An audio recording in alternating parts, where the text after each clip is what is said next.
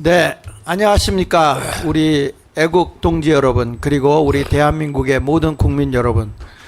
예, 오늘도 이 방송에 우리 정광훈 목사님께서는 저 경주에서 이 장로님들 그 8.15를 준비하기 위해 깨우고 계시기 때문에 오늘 어제 나왔던 우리 전준환 목사님, 또 우리 김학성 장로님, 그리고 저 장하길 목사, 이렇게 셋이 오늘 방송을 진행하도록 하겠습니다. 먼저 인사드리도록 하겠습니다. 우리 전준환 목사님 나오셨습니다. 전준환 목사입니다. 네. 네, 김학성 교수입니다. 네. 예. 우리 전준환 목사님 공부를 상당히 많이 하고 오신 것 같은데. 자, 지금 우리나라는 혼란기에 있다고 봐도 과언이 아닙니다. 지금 나라의 모든 체제와 법이 무시되고 있기 때문에 중립에 있어야 할 한국의 그 법을 전문화하는 자들이 연합이 돼서 지금 더불어민주당이 행하는 행태에 대해서 맞 고발하게 되고, 검찰에서 이번에 171명을 고발했더군요. 예. 네? 그건 어떤 거죠, 장로님? 아니, 그러니까 이제 관련된 우리가 이 위법 소지가 있는 분들이 많으니까 네. 민주당 전원을 갖다가 이제 고소하는 이런 초유의 사태가 이제 벌어진 겁니다. 그게요. 네. 예. 검찰에서 아니, 그러니까 네. 국민의힘이 이렇게 다 고발을 했습니다. 예. 아, 그래요? 예. 아니, 저기 검찰에서 고발했다고 그러던데 171명을? 검찰이 170명을 고발을 해요? 예. 제가 그걸 잘 못 그래요? 받는 것 같은데요. 저도 좀 더 확인해 보겠습니다. 예, 예. 지금 나라 돌아가는 꼴 보니까 어떻습니까? 우리 전준환 목사님 지금. 제가 이렇게 나라가 돌아가는 것을 보니까 국민들이 아예 TV가 보기 싫다고 그래요. 맞습니다. 예, 뉴스 예. 자체가 보기가 예. 싫다. 뉴스도 보기가 싫고 그 뉴스에 나오는 사람들이 다 보기가 싫은 거예요. 네. 열불이 나고 복창이 터지니까. 네. 그리고 국민들이 이 선거가 끝나고 난 다음에 정말 이게 부정선거로 인해서 예. 이렇게 패닉 상태에 빠진 것 같아요. 네. 예. 특별히 이제 나라를 걱정하는 많은 사람들이 정말 나라가 이제는 걱정하는 단계가 아니고 완전히 실망 단계에 빠져버린 그런 상황이 아닌가 싶어요.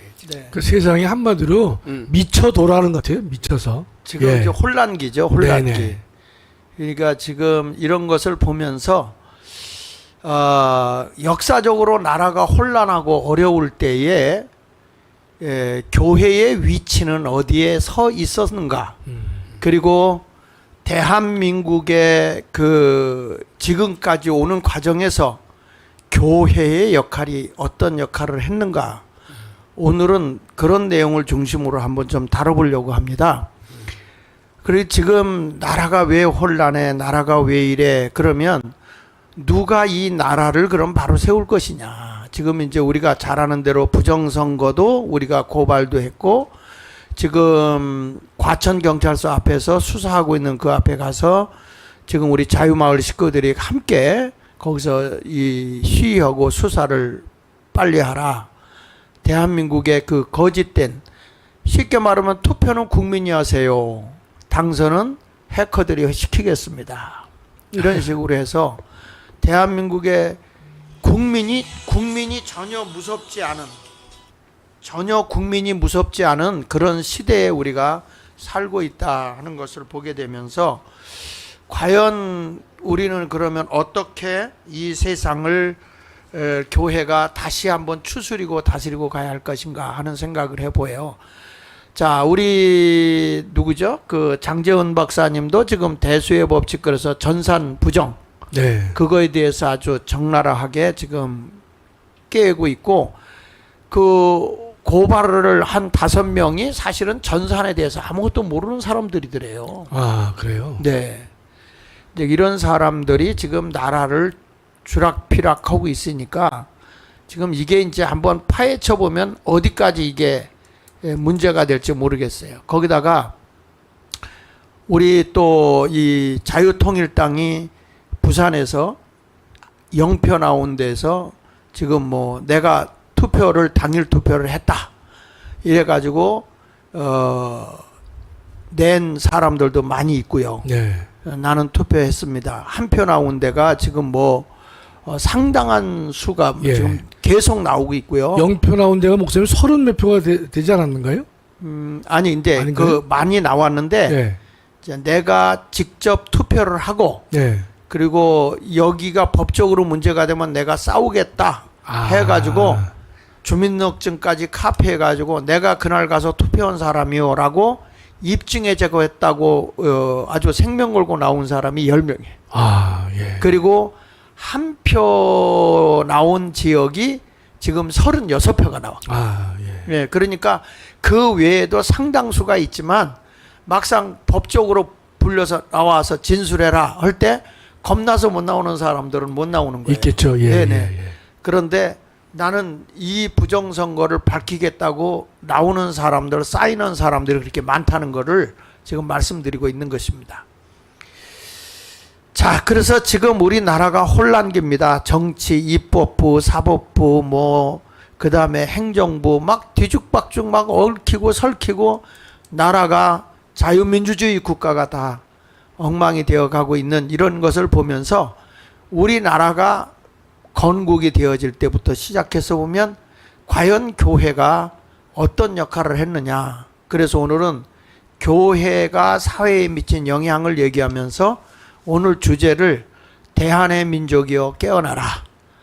특별히 기독교인이여 깨어나라. 이런 주제로 한번 다뤄보도록 하겠습니다. 자, 한번 더 올려주시죠. 자, 하나 더 넘겨주시고요. 우리는 1880년경에 기독교 선교사가 한국에 처음 상륙했고, 그 이전부터도 있었습니다만은, 토마스 선교사 같은 분은 성경책 하나 던져놓고 순교당했죠.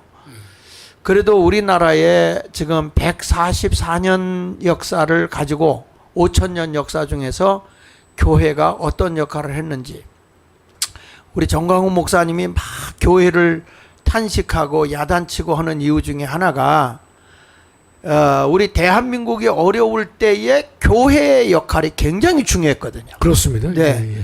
그래서 오늘은 좀 그 내용을 한번 가지고 이야기를 하면서 이제는 나라가 이렇게 혼란하고 나라가 이렇게 뒤죽박죽 되고 있는데 교회가 중심을 잡고 대한민국의 모든 사람을 새롭게 일깨워야 되겠다.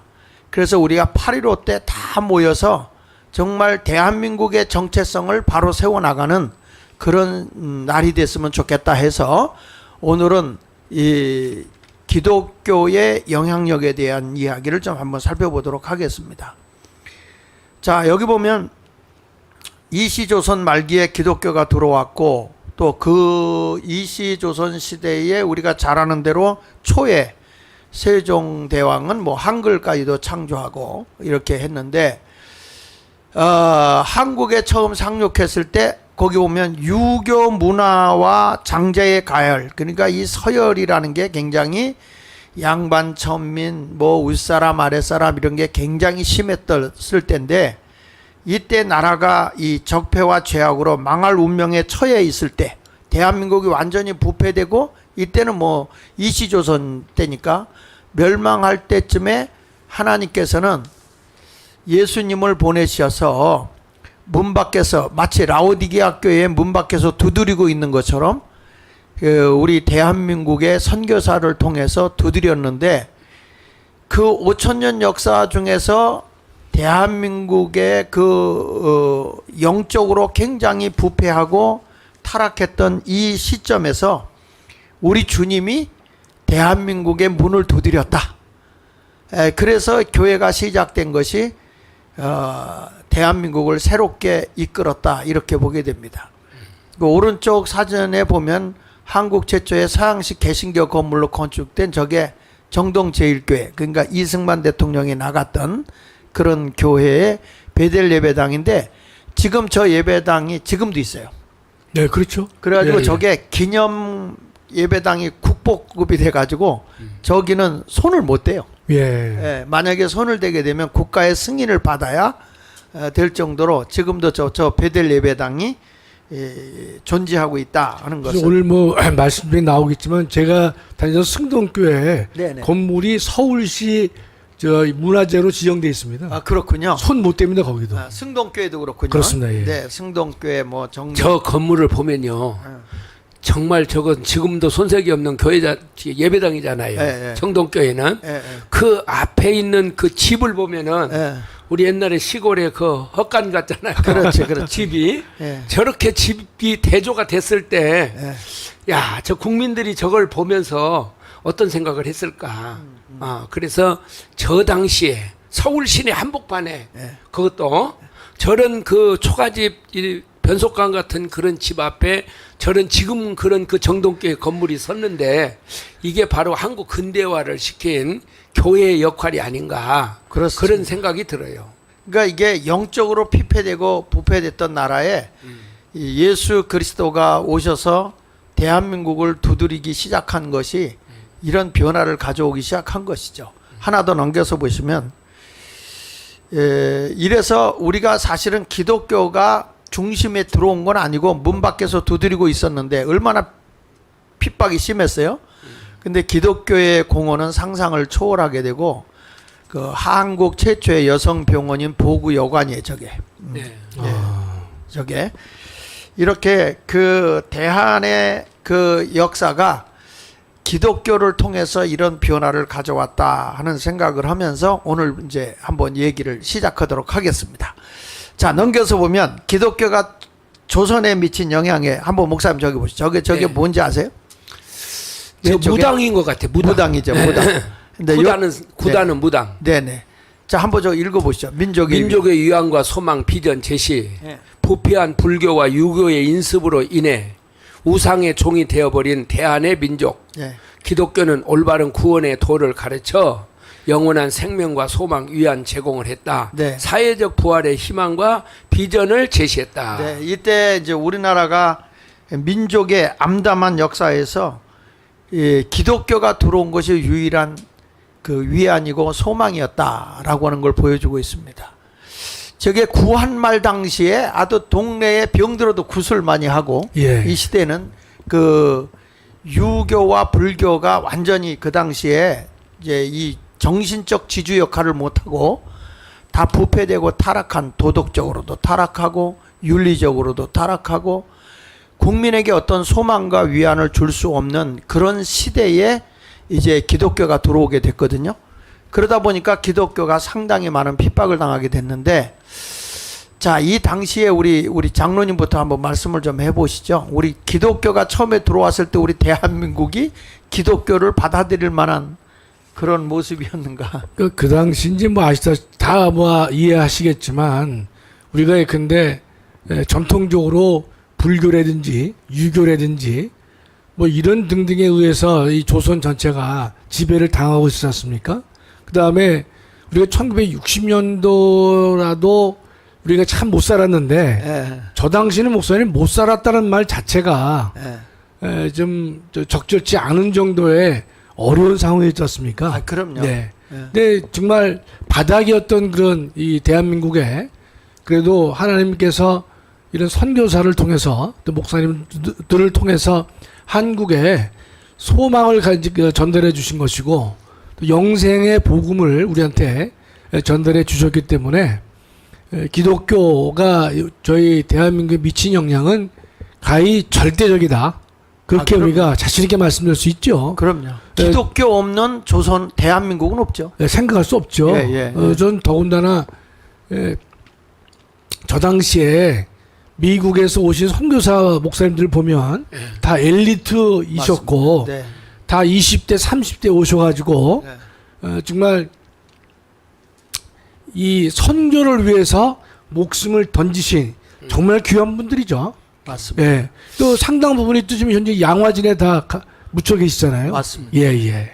근데 그 우리 기독교 역사를 보면 그 한국에 왔던 선교사들이 정말 좋은 선교사들이 오셨어요. 아, 그럼요. 최초에. 맞습니다. 예를 들면은 우리 한국에서 이제 그 선교가 한국에 들어오기 전에 이따가도 조금 더 이야기를 하겠지만은 로스라는 선교사 네. 이 사람은 영국의 그 유명한 에딘버러 출신이거든요. 에딘버러 대학에. 네. 이 사람이 그 학교에서 정말 우등생이었는데 선교사가 돼가지고 왔어요. 또 그 다음에 그 또 왔던 누굽니까? 그 토마스 와서 죽었던 그 네, 예. 토마스 사람. 이 사람도 옥스퍼드 대학의 유명한 아주 엘리트 출신이에요. 네. 네. 요 사람도. 그리고 카나다에서 왔던 선교사들도 예를 들면 카나다 의과대학 예. 요 출신들. 예. 그다음에 미국에서 왔던 선교사들도 다 보면은 대부분 의과대학이죠. 뉴욕대학이라든지 대부분 의과대학 출신들이 많았죠. 의과대학하고 그렇죠. 아펜젤러 선교사 같은 사람은 네. 두루 대학을 두루 대학 나왔어요. 나왔는데 아 그렇구나. 거기다가 그래서 우리 감리교회에서는 한국을 이렇게 복음을 전해주고 이렇게 발전시킨 게 고마워서 거기다가 기념 예배당도 지어줬어요. 아 두루에다가. 두루 대학에다가. 그러니까 한국에 왔던 의료 선교사나 네. 그리고 그 선교사들이 전부 보면은 그냥 보통 청년이 아니고 맞습니다. 피 끓는 청년에다가 네. 최고의 명문 대학을 나온. 그래서 한국에 기초를 놓는데 예를 들면은 네. 여러 가지 앞으로 우리가 얘기를 하겠습니다만은 네. 그런 역할을 선교사들이 주도했다. 네. 그래서 어떤 사람들은 그런 이야기를 해요. 한국의 근대화를 주도한 것이 일본이다. 이렇게 말하는 사람들도 있더라고요. 그런데 네. 한국의 근대화를 주도하는 것은 누가 뭐라고 해도 교회 학교다. 그렇습니다. 예. 그리고 병원이다. 예. 그건 누가 했느냐? 선교사가 했다. 예. 이걸 우리가 잊어서는 안 된다는 거예요. 예. 우리가 엘리트 목사님이라고 우리가 강조해야 되는 이유 중에 하나가 예. 그런 분들은 그 영국이나 미국이나 캐나다에서 삶을 영위하더라도 조금도 손색이 없고 자기 일신의 평안과 안정을 누릴 수 있는 그런 분들임에도 불구하고 예. 하나님의 말씀을 실천해 옮기기 위해서 세상에 가장 이 어렵게 사는 이 나라에 와서 목숨을 던졌다고 하는 것이 너무나 감사하죠. 예. 그 엘리트라는 것이 중요한 것이 요 사람들이 최고의 학부를 나왔잖아요. 예. 이 사람들이. 그러니까 우리나라의 근대화를 하는데 우리가 성경을 읽어보면은 사도 바울이 바울 서신을 썼지 않습니까? 예. 그 최고의 학문을 배웠던 바울이 쓰게 했단 말입니다. 네, 예. 근데 하나님이 그 미개했던 한국 땅에 예. 이런 엘리트를 보내가지고 기초를 높게 만들었다. 네. 이게 굉장히 중요한 것 같아요. 예. 더군다나 이 시대만 해도 이 신분의 그 격차가 양반과 천민이 그렇습니다. 예. 분명하게 구별되어 있는 이런 때였고, 그리고 이 당시에 문맹률이 거의 90%. 그렇겠죠. 예, 문맹률이 거의 90%고. 이승만 대통령 시절에 78%가 문명이었어요. 88%. 예. 그러니까 88%, 네. 저 때는 더 했겠죠. 더 했죠. 예. 그리고 그냥 평생 종으로 머슴으로 양반의 뒤치다거리나 하고 사는 거고, 병원이 어디 갑니까? 그러니까 병나니까 좀 무당들 데려다가 구술하고, 혹시 그 우리 전 목사님 살풀이라고 알아? 살풀이? 알죠. 어. 저희는 예. 이제 저기 우리 장 목사님은 아버지가 장로님이시니까 예. 저런 걸 구경을 못 했을 거예요. 많이 했지 섬에서. 우리 할머니가 예. 아주 동네 구터면 내 손 잡고 맨 앞자리에 앉아서 은혜 받았다니까. 예. 근데 저도 제 어렸을 때 아파가지고 예. 제가 어린 시절은 하나도 기억이 안 나요. 거의 한 8살 때까지 저는 정말 기억이 없어요. 예. 어린 시절에. 8살 이전에는 아무것도 기억이 안 나는데 딱 한 가지 기억나는 게 있어요. 그게 뭐냐면 내가 어렸을 때 시골에 이렇게 가면은 이렇게 마당에다가 예. 이렇게 징검다리처럼 뭘 놔요. 그리고 거기다가 이제 집을 깔고 거기를 이렇게 건너가게 합니다. 그래서 이제 몸 안에 있는 병을 떨어내는 거예요. 그렇지. 그리고 우리 전라도에서는 그걸 구장맥이라고 그러는데 사람을 가운데다 뉘쳐놓고 막 구슬해요. 막 때리치면서 귀신 물러가라고 하고. 근데 어렸을 때 그것이 막 그 소리가 지금도 막 들리는 것 같아. 그렇죠. 쟁쟁쟁쟁 하면서 하니까 그 춤을 추면서. 그렇죠. 그러니까 우리나라가 이렇게 샤머니즘에 쩌들고 그다음에 또 불교도 타락하고 유교는 뭐 그 사람의 미신으로 인해서 많은 어려움이 있고 한국의 경제라고 하는 건 이 시대에 정말 상상을 초월하잖아요. 제가 어렸을 때만 해도 그 바지가 광목 바지, 물감 들인 광목 바지거든. 그러니까 빨면 그냥 물이 다 빠지죠. 그 허리띠 같은 것이 어디 있어요? 어머니가 입다가 못 입게 된 치마 같은 거 찢어서 허리띠라고 묶어주면 아랫배에 힘 주면 뚝 끊어지잖아요. 그럼 바지가 그 당시에 고무줄이 아니고 끈으로 묶는 거니까 바지가 지하실까지 내려가는 거야. 그러니까 늘 그냥 허리를 손으로 붙잡고 신발도 고무신 신고 다니는데 내 평생 소원은 흰 고무신 신는 게 소원이었는데 예. 아버지가 늘 검정 고무신을 사줘요. 상표가 뭔지 아세요? 그거 말표는 아니고 기차표 다이아 고무신. 그래. 그런데 그게 바닥이 잘 떨어져요. 그렇게 하면은 이렇게 걸어갈 때마다 밥 줘 그랬거든. 근데 어느 날 뛰어가다 보면 완전히 떨어지면 이게 어디로 올라오는지 아세요? 발목까지 올라와 신발이. 아, 나는 그렇게까지는 안 실어봤어요. 그러니까 끈으로 묶고 다니는 거예요. 저기 새끼줄로.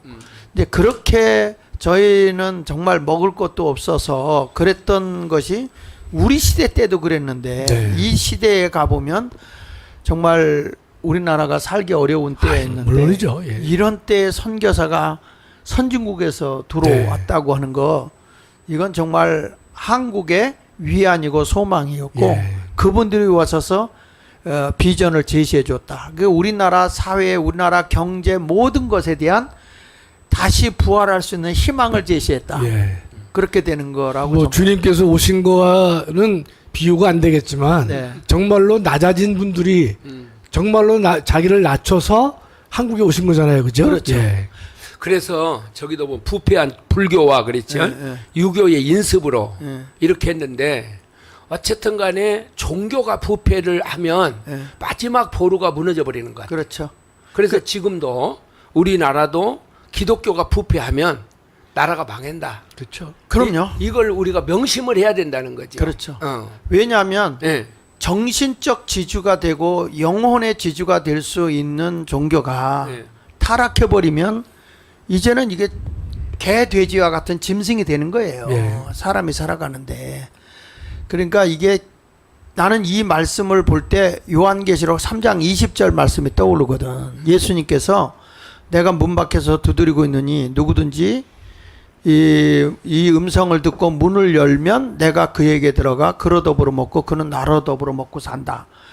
이때 오셔서 예수님이 문을 두드려서 대한민국의 가난한 자들이 예수님 때문에 먹고 살게 된 거예요. 이게. 그래요. 그렇죠. 그렇잖아요. 예, 예. 그러니까 지금 대한민국이 이렇게 잘 사는 게 이 시대에 교회의 영향이 얼마나 컸는지. 절대적이죠. 예. 예. 나라가 예. 이때 얼마나 어려웠냐면은 그 미국 상선이었던 그때 제네럴 세메너가 왔지 않습니까? 예, 예. 근데 그 세메너가 들어왔을 때 이제 고종 황제한테 조정에다 대고 통상하자 이렇게 하니까 나라에서 이제 답변을 보내더라고요. 근데 그 답변서 중에 하나가 뭐냐면 우리는 팔아먹을 것이 없다.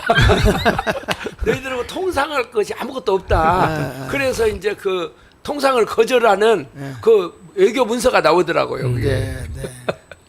얼마나 가난했으면. 그렇죠. 근데 저기서 이 기독교의 참 큰 역할이 이제 하나 더 넘겨서 이렇게 보십시다. 넘겨보면 하나 더 넘겨주세요. 자, 신문화 교육과 신문물의 전파. 선교사들이 교회와 학교를 설립해서 수학이나 과학 등 신문화 교육, 지도자 양성을 하게 되는데 장로님, 네. 이때 그 선교사가 아펜젤러 선교사가 이제 고종 황제의 반기를 들었던 이승만이가 한성 감옥에 갇히거든요. 예, 예. 이제 그때에 물론 감옥에 가기 전에 선교사들이 전도할 때는 그 이승만 그분이 나는 아버지가 유교고 네. 어머니가 불교이기 때문에 거절을 했다고요. 네.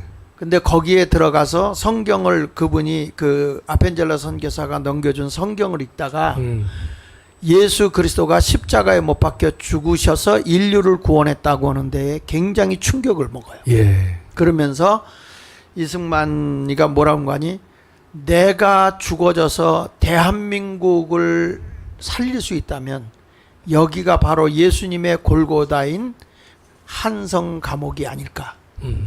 그런 생각을 하고 거기서 예수를 영접하고 그때에 이 아펜젤러 선교사가 그 영국 사회가 공산화되기 전에 이 존 웨슬리에 의해서 그 기독교 운동으로 공산화를 막은 그 근본의 책이 주니어 메소디즘 히스토리라는 책이 있어요. 예. 그 책을 던져줬거든. 아. 근데 그 책을 보고 이승만이가 굉장히 충격을 받죠. 예. 거기서. 그래서 이분이 이제 감리교회에 나오게 된 거고. 감리교 장로잖아요. 예, 감리교 예, 장로 예, 정동주일교회 나가게 예. 된 거고. 거기에서부터 교회가 이제 정치와 경제, 교육 할 것 없이 다 간섭을 해야 나라가 바르게 살 수 있겠다. 예. 나라가 부패되고 모든 것이 썩었는데 아무리 교육을 시키고 뭐 문화를 개혁을 해본들 무슨 소용이 있겠느냐. 국민을 바르게 일깨울 수 있는 것은 바로 기독교다. 예. 이런 생각을 하게 된 건데 이 선교사들이 저런 역할을 했어요. 교회와 학교를 설립하고 또 병원도 세우고 예. 많은 일들을 했는데 그 서울 배재학당에서 그 이승만이가 학생들을 교육시키고 그렇게 했더라고요. 예. 학교 다니면서 네. 또 교육도 시키고 그렇게 해서 뛰어난 사람이죠. 예. 네. 좀 이 근현대사에 공부도 많이 해갖고 왔는데 어. 저기 한번 선교사들이 교회 세우고 학교 세우고 의료봉사하고 했던 것들 좀 얘기 좀 해주시죠. 예, 우리 이제 장 목사님은 감리교 목사님이시니까 그러니까 나는 이따가 아무래도 아펜셀라 목사 이야기를 좀 해보시고요. 네, 저는 예. 언더우드를 잘 몰라요. 그래서 이제 그 언더우드 목사가 한국 장로교회에서 굉장히 중요한 인물이더라고요. 그렇죠. 네. 이 사람이. 이 둘이 사람 같이 들어왔어요. 예. 같이 한 배를 타고. 근데 이제 이걸 설교를 하면서 장로교 목사님들은 같이 들어왔는데 먼저 발을 띈 사람은 장로교 목사 언더우드였다 이렇게 말을 하고 또 감리교 목사님들은 아까 들어보니까 그때 먼저 내린 사람은 어떻게 해서 아펜젤러가. 먼저 내렸다고요? 제물포에 배가 닿는데 내릴 때에 언더우드는 싱글이었고 아펜젤러는 부부였다고요. 그리고 더 나이가 우위니까 먼저 내리시라고. 예. 그래서 제물포에 먼저 내린 분은 아펜젤러 선교사 부부입니다. 네. 이걸 보니까 이게 우리 근대화를 시키는 데서 가장 중요한 역할한 것이 의료 선교하고 학교 교육이에요. 그렇죠. 그렇죠. 우리가 볼 때. 병원과 교육이죠. 예. 예. 그럼 병원하고 이게 교육인데 이제 우리 남한을 중심으로 해서 이렇게 보면 물론 이전에 평양에 숭실학교가 있었죠. 근데 이 지금 남한 대한민국에서는 우리가 빼놓을 수 없는 것이 배재학당하고 예. 그 다음에 이화. 연희 전문 아닙니까? 연희 전문, 그리고 이화. 여자들을 양성했던 네. 이화란 말입니다. 예, 예. 그거 얘기를 조금 우리가 했으면 좋겠어요. 네, 저기 나오니까 빨리 하세요.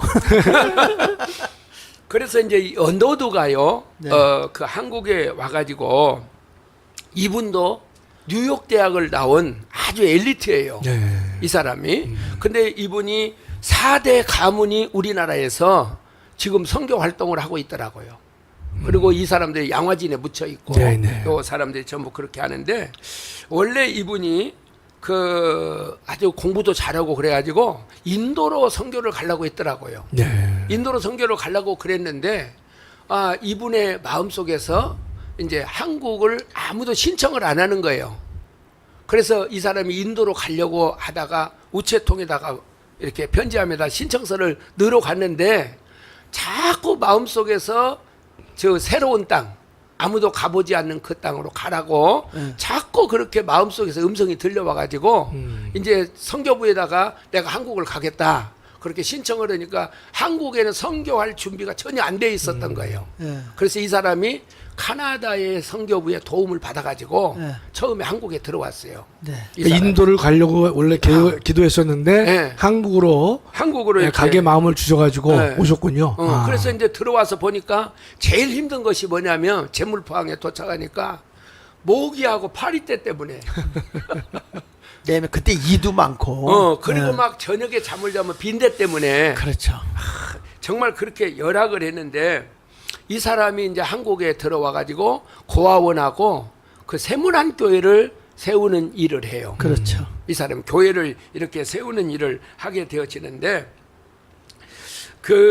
제일 어려웠던 것이 아까 모기 빈대 뭐 이런 것도 그렇지만은 하수구 냄새가 그렇게 심했대요. 그렇겠죠. 서울 안에가. 그 당시는 상하수도 시설이 없었을 거 아닙니까? 그때는 또 화장실도 푸세식이라. 그렇죠. 아, 다. 푸세식이니까. 근데 이분이 오셔가지고 아주 우리가 신문학이라고 할 수 있는 학교에서 우리 궤도 걸어놓고 애들에게 찬송가 가르치고 그랬지 않았습니까? 네. 근데 오선지에다가 예수 사랑하심은 예수의 피밖에 없네 그 찬양가 있잖아요. 네네. 70몇 곡을 요 분이 세워요. 만들어요. 최초로 한국에다가 오선지에다가 이제 도표를 그려가지고 이렇게 그런 역할을 이 사람이 했는데 그래서 찬송가를 제일 처음에 이분이 만듭니다. 누구하고 만드냐면은 감리교하고 연합을 해가지고 합동 찬송가를 만들어요. 이 처음부터. 예. 그래서 우리 한국에는 감리교하고 장로교가 연합을 처음에 참 잘했더라고요. 어떻게 아니 처음에 와서 선교할 때 네. 그 장로교고 감리교고 선교지를 분할을 한 거예요. 그래서 이북 그러니까 우쪽으로 함경도라든지 평양도 그런 평안도. 쪽으로는 그 황해도 그런 쪽으로는 주로 장로교 그리고 이제 평양 이쪽 그쪽으로는 또 감리교 강원도 쪽으로는 감리교 네. 이런 식으로 그다음에 이게 전라도 경상도 지역은 장로교 이런 식으로 선교지를 분할을 했어요. 예. 그 분할을 해가지고 근데 이게 나중에 가서는 뭐 감리교가 뭐 2단이다 3단이다 뭐 그 장로교 그 충돌이 자꾸 일어나서 그랬는데 초창기에 한국에 들어온 선교사들은 참 연합이 잘 됐죠. 그러니까 보니까 강원도하고 충청도 네. 그리고 서울은 감리교 경기도죠. 교회가 큰 교회가 많습니다. 많죠. 지금도. 예, 많죠. 감리교 지역이죠. 네. 그런데 이제 이북하고 예. 저 충청도하고 예. 전라도는 아니 저 경상도 전라도 경상도는 장로교가 많아요. 예. 왜냐하면 선교 지역을 나누었기 때문에. 나눴어요. 예, 예. 나눴어요. 네. 그래서 협조를 그 당시에는 잘했던 거예요. 그렇게 예. 해요. 그렇게 했는데 이단이라는 말이 왜 나오냐면은 나도 전라도에서는 목회를 했으니까 감리교가 이단인 줄 알았어요. 예. 근데 저도 대학 다닐 때요. 목사님 말씀하신지 비로소 말씀드리지만 대학생 때 감리교는 이단이라고 가르치더라고요. 그 장로교가 완전히 장롱이 됐어 장롱.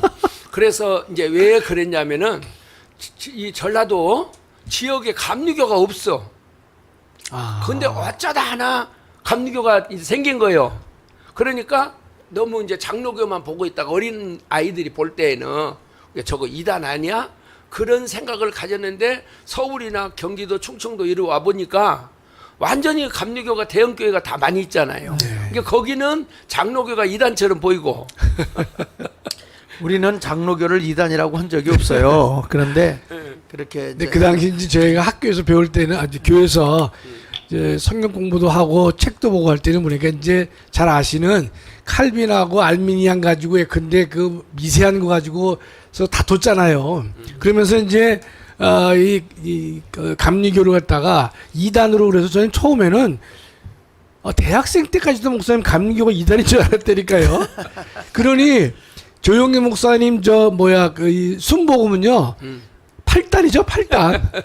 그렇게 교회가 목사님들이 잘못 가르치니까 저 같은 이 순수하게 이 믿음을 성장을 한 사람들도 머릿속에는 저거 아닐 텐데 하면서도 머릿속에 그런 것들이 남아있어요. 교육 때문에. 그러니까 전교조가 목사님 거짓을 가르치기 때문에 맞습니다. 학생들이 돌아오질 못하는 거예요. 그래서 이게 이제 우리 교회가 왜 이걸 지금 우리가 다루냐면 8.15 우리 광복절 집회를 크게 할 건데 네. 이때 이 교회들이 지금 나라가 혼란하고 체제가 흔들리고 있는 이 대한민국의 자유민주주의 국가인 대한민국이 다시금 교회가 체제를 굳게 세워줘야 된다. 지금 그래서 이 문제를 다루고 있는데 그 신문화의 상징인 이 언더우드가 교회를 세문안 교회를 세워놓고 네. 이 사람이 이제 그 청년들을 이렇게 해야 되겠다. 이렇게 해가지고 이제 청년들을 깨우쳐야 되겠다. 그래서 이제 하는데 너무나 대학을 세우고 싶었어요. 이 언더우드가. 네. 근데 일본 사람들이 허가를 안 내줘요. 이걸. 그래가지고 이제 이 사람이 저 언더우드가 했던 이것이 뭐냐 YMCA를 만들어가지고 그것도 감리교하고 연합해가지고 YMCA를 만들더라고요. 아펜셀라하고 같이 연합해가지고 예, 예, 예. YMC를 만들어가지고 거기 총무 역할을 누가 했냐면 미국에서 공부하고 왔던 이승만이가 했던 거예요. YMCA에서. 그런데 이제 그때에 학교를 세우려고 하는데 안 세워주니까 YMCA하고 경신학교 안에다가 고급반을 만든 거예요.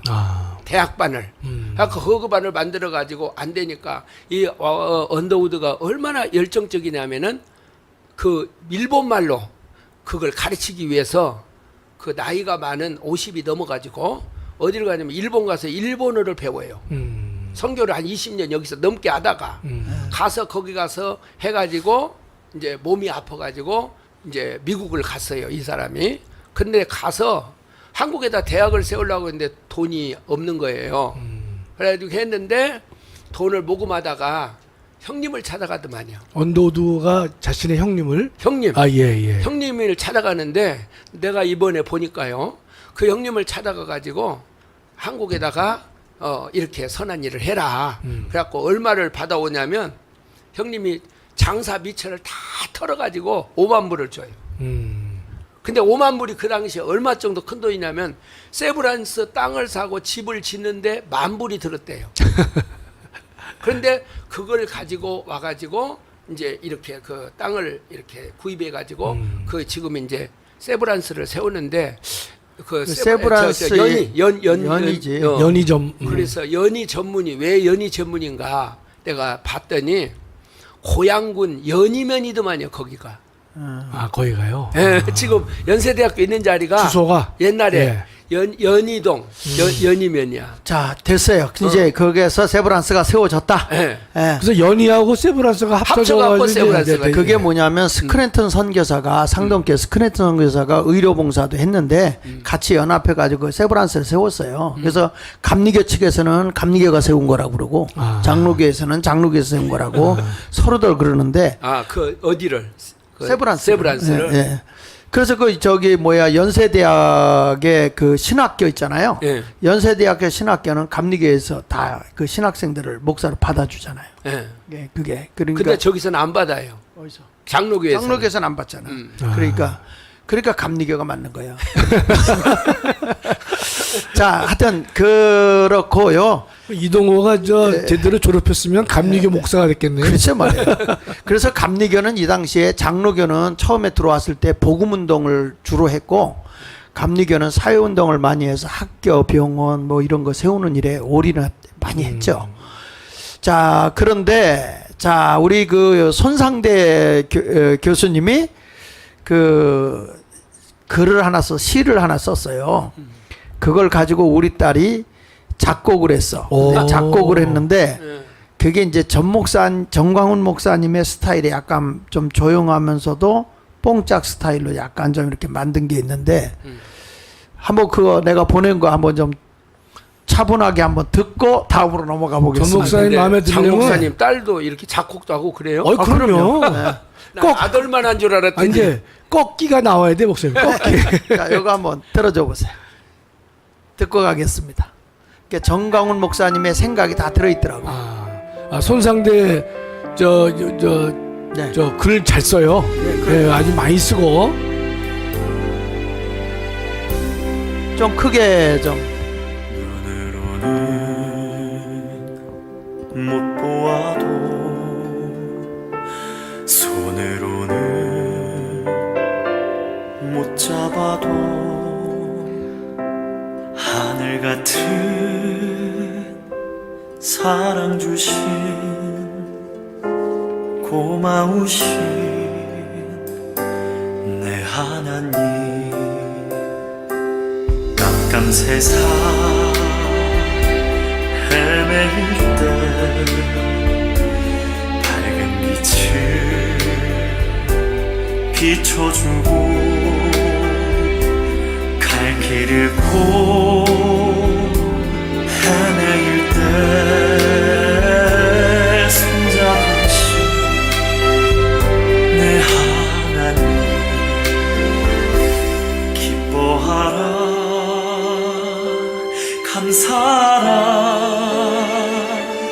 기도하라 하신 말씀 가슴 속에 새겨두고 내 심장에 새깁니다.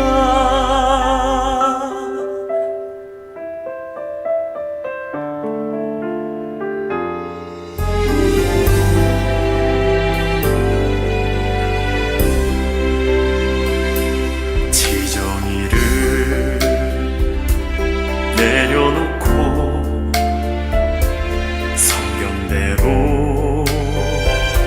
살아가라. 힘들 때는 지혜롭게, 고달플 때 겸손으로 전신갑주 입혀주고 찬송가의 시르라고 했어요. 이주신 구세주여 전국 만국 예루살렘 두 손 들고 맞이하세. 기뻐하라 감사하라 기도하라 하신 말씀 가슴 속에 새겨두고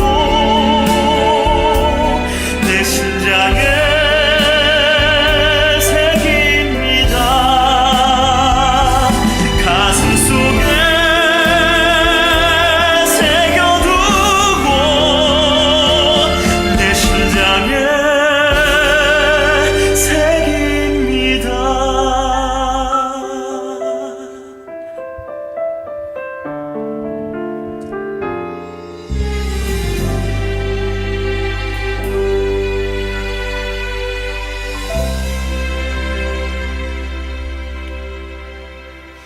아멘. 예, 어떠십니까? 아, 좋습니다, 목사님. 예. 예, 제가 들어보니까 예.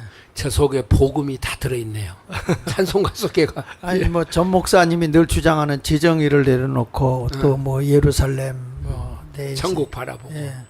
그러니까 천상대 교수님이 아마 사랑제일교회 나오니까 네. 그 정신을 다 작사를 해서 그래서 이촌 대표가요. 네. 그 새벽 한 3시 반에 하나님께서 깨우신대요. 네, 강제를 깨우셔가지고 계속 일어나서 저걸 써요. 매일 하나씩. 그렇죠. 그래서 매일 또 보내줘요. 예. 네. 그래서 하나님께서 강제를 깨우신다는 말 듣고 너무 감사하더라고요. 예. 처음에는 저는 손상대 교수님이 잠도 안 자나 그랬어요. 새벽 3시 카톡이 들어온다니까. 맞아요. 감사합니다. 자, 그래서 저기 보면 배제학당, 이화학당을 설립해서 이승만이 교육을 받기도 하고 교육을 시키기도 했고, 평양의 숭실학교 1897년 10월 10일에 세웠고, 숭의학교 1903년 10월 30일 설립해서 조만식 장로 같은 분을 네, 양성하고, 네. 그러니까 참 인재들을 많이 키워냈죠. 다음에 넘겨서 보면 이때만 해도 우리나라에 그 이미 그 세종대왕이 한글을 만들었는데 그 유교 문화에 익숙했던 양반들이 한문만 숭상하고 그렇습니다. 그래서 한글을 천시하고 그 어리석은 사람들의 그냥 어문이다. 네. 그렇게만 했었는데 그래서 한글을 저기 그랬죠. 우부 어리석은 남녀의 글이다. 이렇게 해서 한글을 저렇게 했을 때 우리 한국의 선교사들이 성경을 한글로 번역하고 찬송을 한글로 발행을 했기 때문에 이것이 바로 대한민국의 한글이 최고의 글로다가 발돋움하게 되는 역할을 하게 된 것이죠. 그러니까 이런 유교 문화에서 이제 대한민국의 정체성을 회복할 수 있는 글을 바꾸는데 기독교가 엄청난 역할을 했다. 네, 결정적인 예, 역할을 했습니다. 결정적이죠. 네, 네. 대한민국에. 네. 그러니까 이 대한민국의 이런 글을 바꿔놓는다는 거. 예. 이 글을 바뀐다는 게 사실은 말을 바꾸는 거고 예. 사상을 바꾸는 거잖아요. 예. 장로님 어떠세요? 기독교에 만약에 성경을 저렇게 한글로 또 찬송을 한글로 바꾸지 않았다면 아직까지 한문 배우느라고 고생하지 않았을까요? 그러니까 그런 것도 있고 목사님, 우리 예전에 아시다시피 루터가 네. 그 성경을 독일어로 번역해서 네. 독일 전체 국민들을 깨우쳤지 않습니까? 그렇죠. 네. 모든 사람이 다 자유롭게 하나님의 말씀을 접하게 했단 말이죠. 네. 그러니까 저 당시에 그 우리 한글로 성경과 찬송을 보급했다고 하는 것은 크게 두 가지가 있는 것이 네. 전 국민을 깨우는 일을 했다는 것 하나, 네. 또 하나는 그 깨움에 있어서 하나님을 만날 수 있도록 했다는 그 좀 어마어마한 작업이 되는 것이죠, 목사님. 그렇죠. 저보다 더 큰 일이 어디 있겠습니까? 맞습니다. 예. 근데 저 때예요. 한글을 전 국민들한테 보급시키는데 결정적인 역할한 것이 성경이잖아요. 그렇습니다. 예. 결정적인 역할을. 예. 근데 우리나라는 좀 특이하게요. 선교사들이 들어오기 전에 이미 한글 성경을 갖고 있었어요. 쪽복음 갖고 예, 쪽복음을. 예. 근데 그것을 결정적으로 했던 사람이 누구냐면은 영국의 그 에딘버러 대학의 출신이었던 로스 선교사예요. 예. 이 사람이 그 중국으로 선교사를 들어왔다가 예. 왔다가 이분이 이제 이제 부인이 죽고 나서 다시 들어와서 만주 쪽에서 선교를 하더만요. 아. 이 사람이. 그래갖고 만주 쪽에서 선교를 하면서 거기서 누구를 만났냐면은 한국 사람들을 거기서 만난 거예요. 만나가지고 요 사람들에게 이제 복음을 전해야 되겠다. 그러면서 이분이 만든 것이 뭘 만들었냐면은 성경 띄어쓰기. 그래서 우리나라 한글이 최초로 띄어쓰기를 해서 만든 책이 성경책이라는 거예요. 아, 예. 옛날에는 한문식으로 이렇게 쭉 내려왔는데 예. 띄어쓰기를 했대요. 아, 그렇구나. 그래서 왜 띄어쓰기를 했냐면 영어는 띄어쓰기로 되어 있다는 거예요. 예.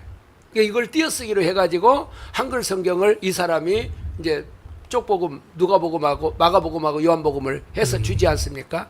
근데 이것을 이미 한국의 선교사들이 들어오기 전에 한국에 보내가지고 우리나라 최초의 교회였던 소래교회 황해도, 그 황해도 소래교회에 이미 그것이 전달이 돼가지고 교인들이 모여 있었던 거예요. 그럼 그때 목사님 쪽복음에도 띄어쓰기가 돼 있었나요? 왜? 근데 띄어쓰기를- 그때만 해도 성경이 예. 아래로 이렇게 그쵸? 써져 있어요. 세로로. 이렇게 되어 있고 그러다 보니까 참 그때는 동네 제가 기억나는 게 구멍 가게가 없을 때니까 지게를 가지고 와서 지게에다 물건 갖고 와서 팔잖아요. 그때 성경 쪽복음도 팔았어요. 아. 그 당시에도. 근데 우리나라에는 처음에 성경이 이렇게 번역돼서 나왔을 때 공짜로 준 게 아니에요. 팔았어요. 돈을 받고 팔았어요. 팔아야죠, 목사님. 그 당시 돈이 없는데 그 종이값을 어떻게 해요? 그러니까 선교사들이 우리나라는 지금 선교사들이 해외 나가면 다 공짜로 주거든요. 아, 예. 근데 그 당시에 미국이나 이런 데서 와서 이걸 쪽복음을 만들어 하는데도 다 팔으니까 정말 애지중지 해가지고 그걸 읽고, 우리 어머니 같은 경우도 글을 몰랐거든요. 네. 그런데 희한하게 성경은 읽어. 한자 새벽기도 갔다 오시면 아브라함이 이삭을 낳고 이렇게 한자 읽는데, 글을 모르는데. 예, 읽는데 재밌는 건 마태복음 1장을 넘어간 적이 없어. 그러니까 나타가만 돌아가셨는데 그런데 그 당시에 사실은 글 모르던 분들이 사실은 이 한글로 인해서 우리나라 이 한글이 1948년도에 문맹률이 거의 88%였더라고요. 네. 88% 문맹률이. 그랬는데 요게 4년 지나고 난 뒤에 문맹률이 4%로 떨어졌어요. 아. 4년 만에. 예, 4년 만에. 그 정도로 한글이 쉽고 또 교회가 많은 글을 가르치게 됐고, 참 귀한 일이죠. 그러니까 제가 그 띄어쓰기 말씀에서 제가 기억나는 게요. 제가 일본어를 이제 독학을 했거든요. 일본어를. 근데 말은 못하는데 책을 이제 읽게 되는데요. 일본어가 이제 이 내려쓰기로 돼 있지 않습니까? 그렇죠. 다 붙어 있어요. 붙어 있기 때문에요. 이게 어디서 끊어지는지를 모르는 거예요. 그게 일본어를 처음에 할 때 엄청 힘듭니다. 그러니까 우리는 띄어쓰기가 돼 있으니까 단어 찾기가 쉽잖아요. 그걸 로스가 했다는 거예요. 아, 그러니까. 로스 선교사. 예. 그 띄어쓰기 말씀하시니까 제가 딱 기억나는 게, 저 일본어 제가 하는데 보면 이 단어가 어디서 끊기는지를 아는 것도 큰 실력이에요. 그러니까 이 로스가요, 미국에서 전 세계를 나눌 때 그때 세 부류로 나눴대요. 하나는 문명국, 또 하나는 비문명국, 아, 예. 그 세 번째는 야만인 나라. 그런데 그 야만인 나라 속에 한국이 조선이 들어 있었다는 거예요. 그렇겠죠. 근데 예. 로스가 한글을 보고 나서 이 한글은 한 달만 배우면은 글을 해석할 수가 있다. 네. 이건 문명국이다 이것은. 네. 그러면서 이 한글을 굉장히 이분이 사랑했던 것 같아요. 이 사람. 네. 그래서 하여튼 지금 보면 그 우리 기독교가 대한민국에 미친 영향을 지금 우리가 보고 있습니다. 그리고 대한 고유의 장점과 미푼 양속도 보존하는데 교회가 없애버린 게 아니라 같이 이렇게 보존하는데 노력을 했다. 다음에 하나 넘겨서 보시면요, 거기에 보면 특별히 이게 기독교가 조선에 미친 영향 가운데 사회운동과 사회사업의 선구자 역할을 하는데, 요게 이제 서울 어디냐면 상동교회. 상동교회. 예, 상동교회 아시죠? 저게 종로에 있죠? 종로에. 아니, 종로가 아니고 저기 남대문 쪽에. 네. 남대문에 있나요? 네, 남대문에 있는데, 상동교회에서 뭐냐면 그 당시 하도 우리나라가 술 담배, 그렇습니다. 술 담배가 심해가지고 그때에 금주 금연 구습 타파 가도 행진을 하는 거예요 지금. 저렇게 해가지고 교인들이 나서서 하는 거죠. 한번 좀 읽어주실래요? 네, 농촌 계몽운동, 예. 기독교 조선에 미친 영향. 네 번째, 사회운동과 사회사업의 선구자 역할, 농촌 계몽운동, 절제운동 등 사회의식 변화에 선구자 역할을 했다. 금주 금연 구습 타파 운동, 공창 폐지 등. 자, 요때 혹시 목사님네는 그런 게 있었냐면, 나는 시골에 섬에서 살아가지고 이제 동네 사람들이 술을 담궈 먹어요. 밀주라고 그러지, 밀주. 예. 그걸 이제 막걸리 같은 걸 담궈 먹는데, 박정희 대통령 때까지도 이거를 못하게, 맞습니다. 못하게 다 단속을 하고, 그 나무 싸놓은 속에다가 숨겨놓거든요. 그러면 다 가서 조사를 해요. 근데 그 정도로 우리나라의 이 금주 금연, 이거 그냥 뭐 할머니들도 담배 피고 막 그랬을 때니까 구습 타파 운동, 공장 폐지 운동 했고, 나중에 시간이 되면 제가 얘기해서 한국의 계몽 운동에 대해서 좀 제가 얘기하겠습니다만은, 이때 우리나라에 얼마나 대단하냐면 국가 부채가 많았거든요. 일본이 하도 모든 걸 뺏어가니까 한 달 동안 금주 금연을 하고 그거를 국가 채무 갖기 운동을 했어요. 우리나라. 그러니까 우리 그 운동을 선구자적인 역할을 하는 게 교회예요, 교회. 그러니까 사회에 전반적인 문제가 생겼다. 그리고 이 나라에 어려움이 왔다 그러면 그런 것들을 고치고 계몽한 것이 어디겠어요? 교회죠. 교회예요, 교회. 그러니까 그럼요. 교회 없는 대한민국은 없는 거예요. 맞습니다. 그러니까 이런 것들을 우리가 알아야 된다고. 그 다음에 기독교 청년들의 소비조합 운동도 일어났고, 그 밑에 한번 읽어보시죠. 병원, 나병원, 요양원, 고아원, 양로원, 불행하고 가난한 자들을 위해서 노력을 했다. 그러니까 지금은 이제 국가가 많이 가져가서 이런 일을 하고 있지만은, 나라가 이거 손을 못 댈 때는 다 교회가 다 했어요. 그렇습니다. 교회가. 제가 지금도 기억나는 게, 나는 이제 미군들하고 같이 군 생활을 해봤거든요. 근데 그때 제가 군 생활 할 때도 미군 애들이 월급을 받잖아요. 그러면 얘들은 그 자리에서 고아원을 돕는 돈을 월급에서 띄어요. 그 자리에서. 이래가지고 그 군목이 거기에 간섭해가지고 이렇게 나눠주는 일들을 하고 이런 일을 했는데, 역시 그런 일들이 한국에까지도 영향을 많이 미쳤다. 그렇죠. 이렇게 생각합니다. 지금에 와서 보면 이게 뭐냐면 복지. 그렇죠. 그렇습니다. 자, 장로님 보실 때 어때요? 우리 대한민국이 지금 여기까지 오게 된 건 교회의 영향력에 대해서. 목사님, 그건 뭐 두말하면 잔소리를 할 정도인데요. 정말로 대한민국이 기초가 전혀 없을 때 하나님께서는 이제 목사님과 선교사님을 보내주셔가지고 말씀을 복음을 전파하게 하시고 그다음에 가장 필요한 병원을 세우게 하시고 네. 또 대한민국의 장래를 위해서 교육을 또 그렇죠. 해주셨기 때문에 그러면서 동시에 가장 그 어려운 분들 갖다가 기본적인 삶을 살게 해주려고 노력하는데 우리 목사님들과 또 교회가 그 역할을 했다고 하는 것은 뭐 부정할 수도 없는 것이고 정말로 그 고마움을 우리가 잊어서는 안 되는 그러한 이제 역사적 사명을 그 당시에 담당을 하셨던 것이죠. 우리 예. 전라도에요. 가면은 예수병원이 있어요. 있죠. 지금도 전주 예수병원. 이 유명하죠. 예. 예, 전주 예수병원 유명하지 않습니까? 근데 그 예수병원에 그걸 세운 사람이 보구스 박사. 이 사람이 세브란스에서 공부를 하고 거기 와서 이걸 세웠거든요. 이 보구스 박사가 예. 세웠는데 호남 지역에 이 유일한 병원이야. 이 예수병원이.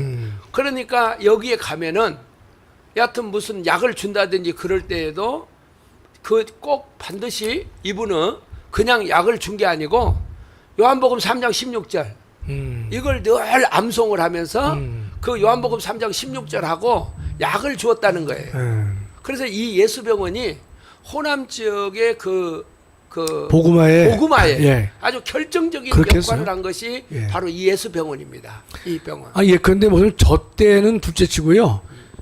다 그러셨겠죠. 제가 대학생 때도 병원 잘 못 갔어요. 의료보험이 안 돼가지고요. 그러죠. 그래서 우리는 가는 게 약으로 때웠지 병원에 가는 경우가 드물었거든요. 그랬는데 저 당시에는요 더더욱 어렵겠죠. 근데 예. 여기 지금 그 선구자 역할을 했잖아요. 네.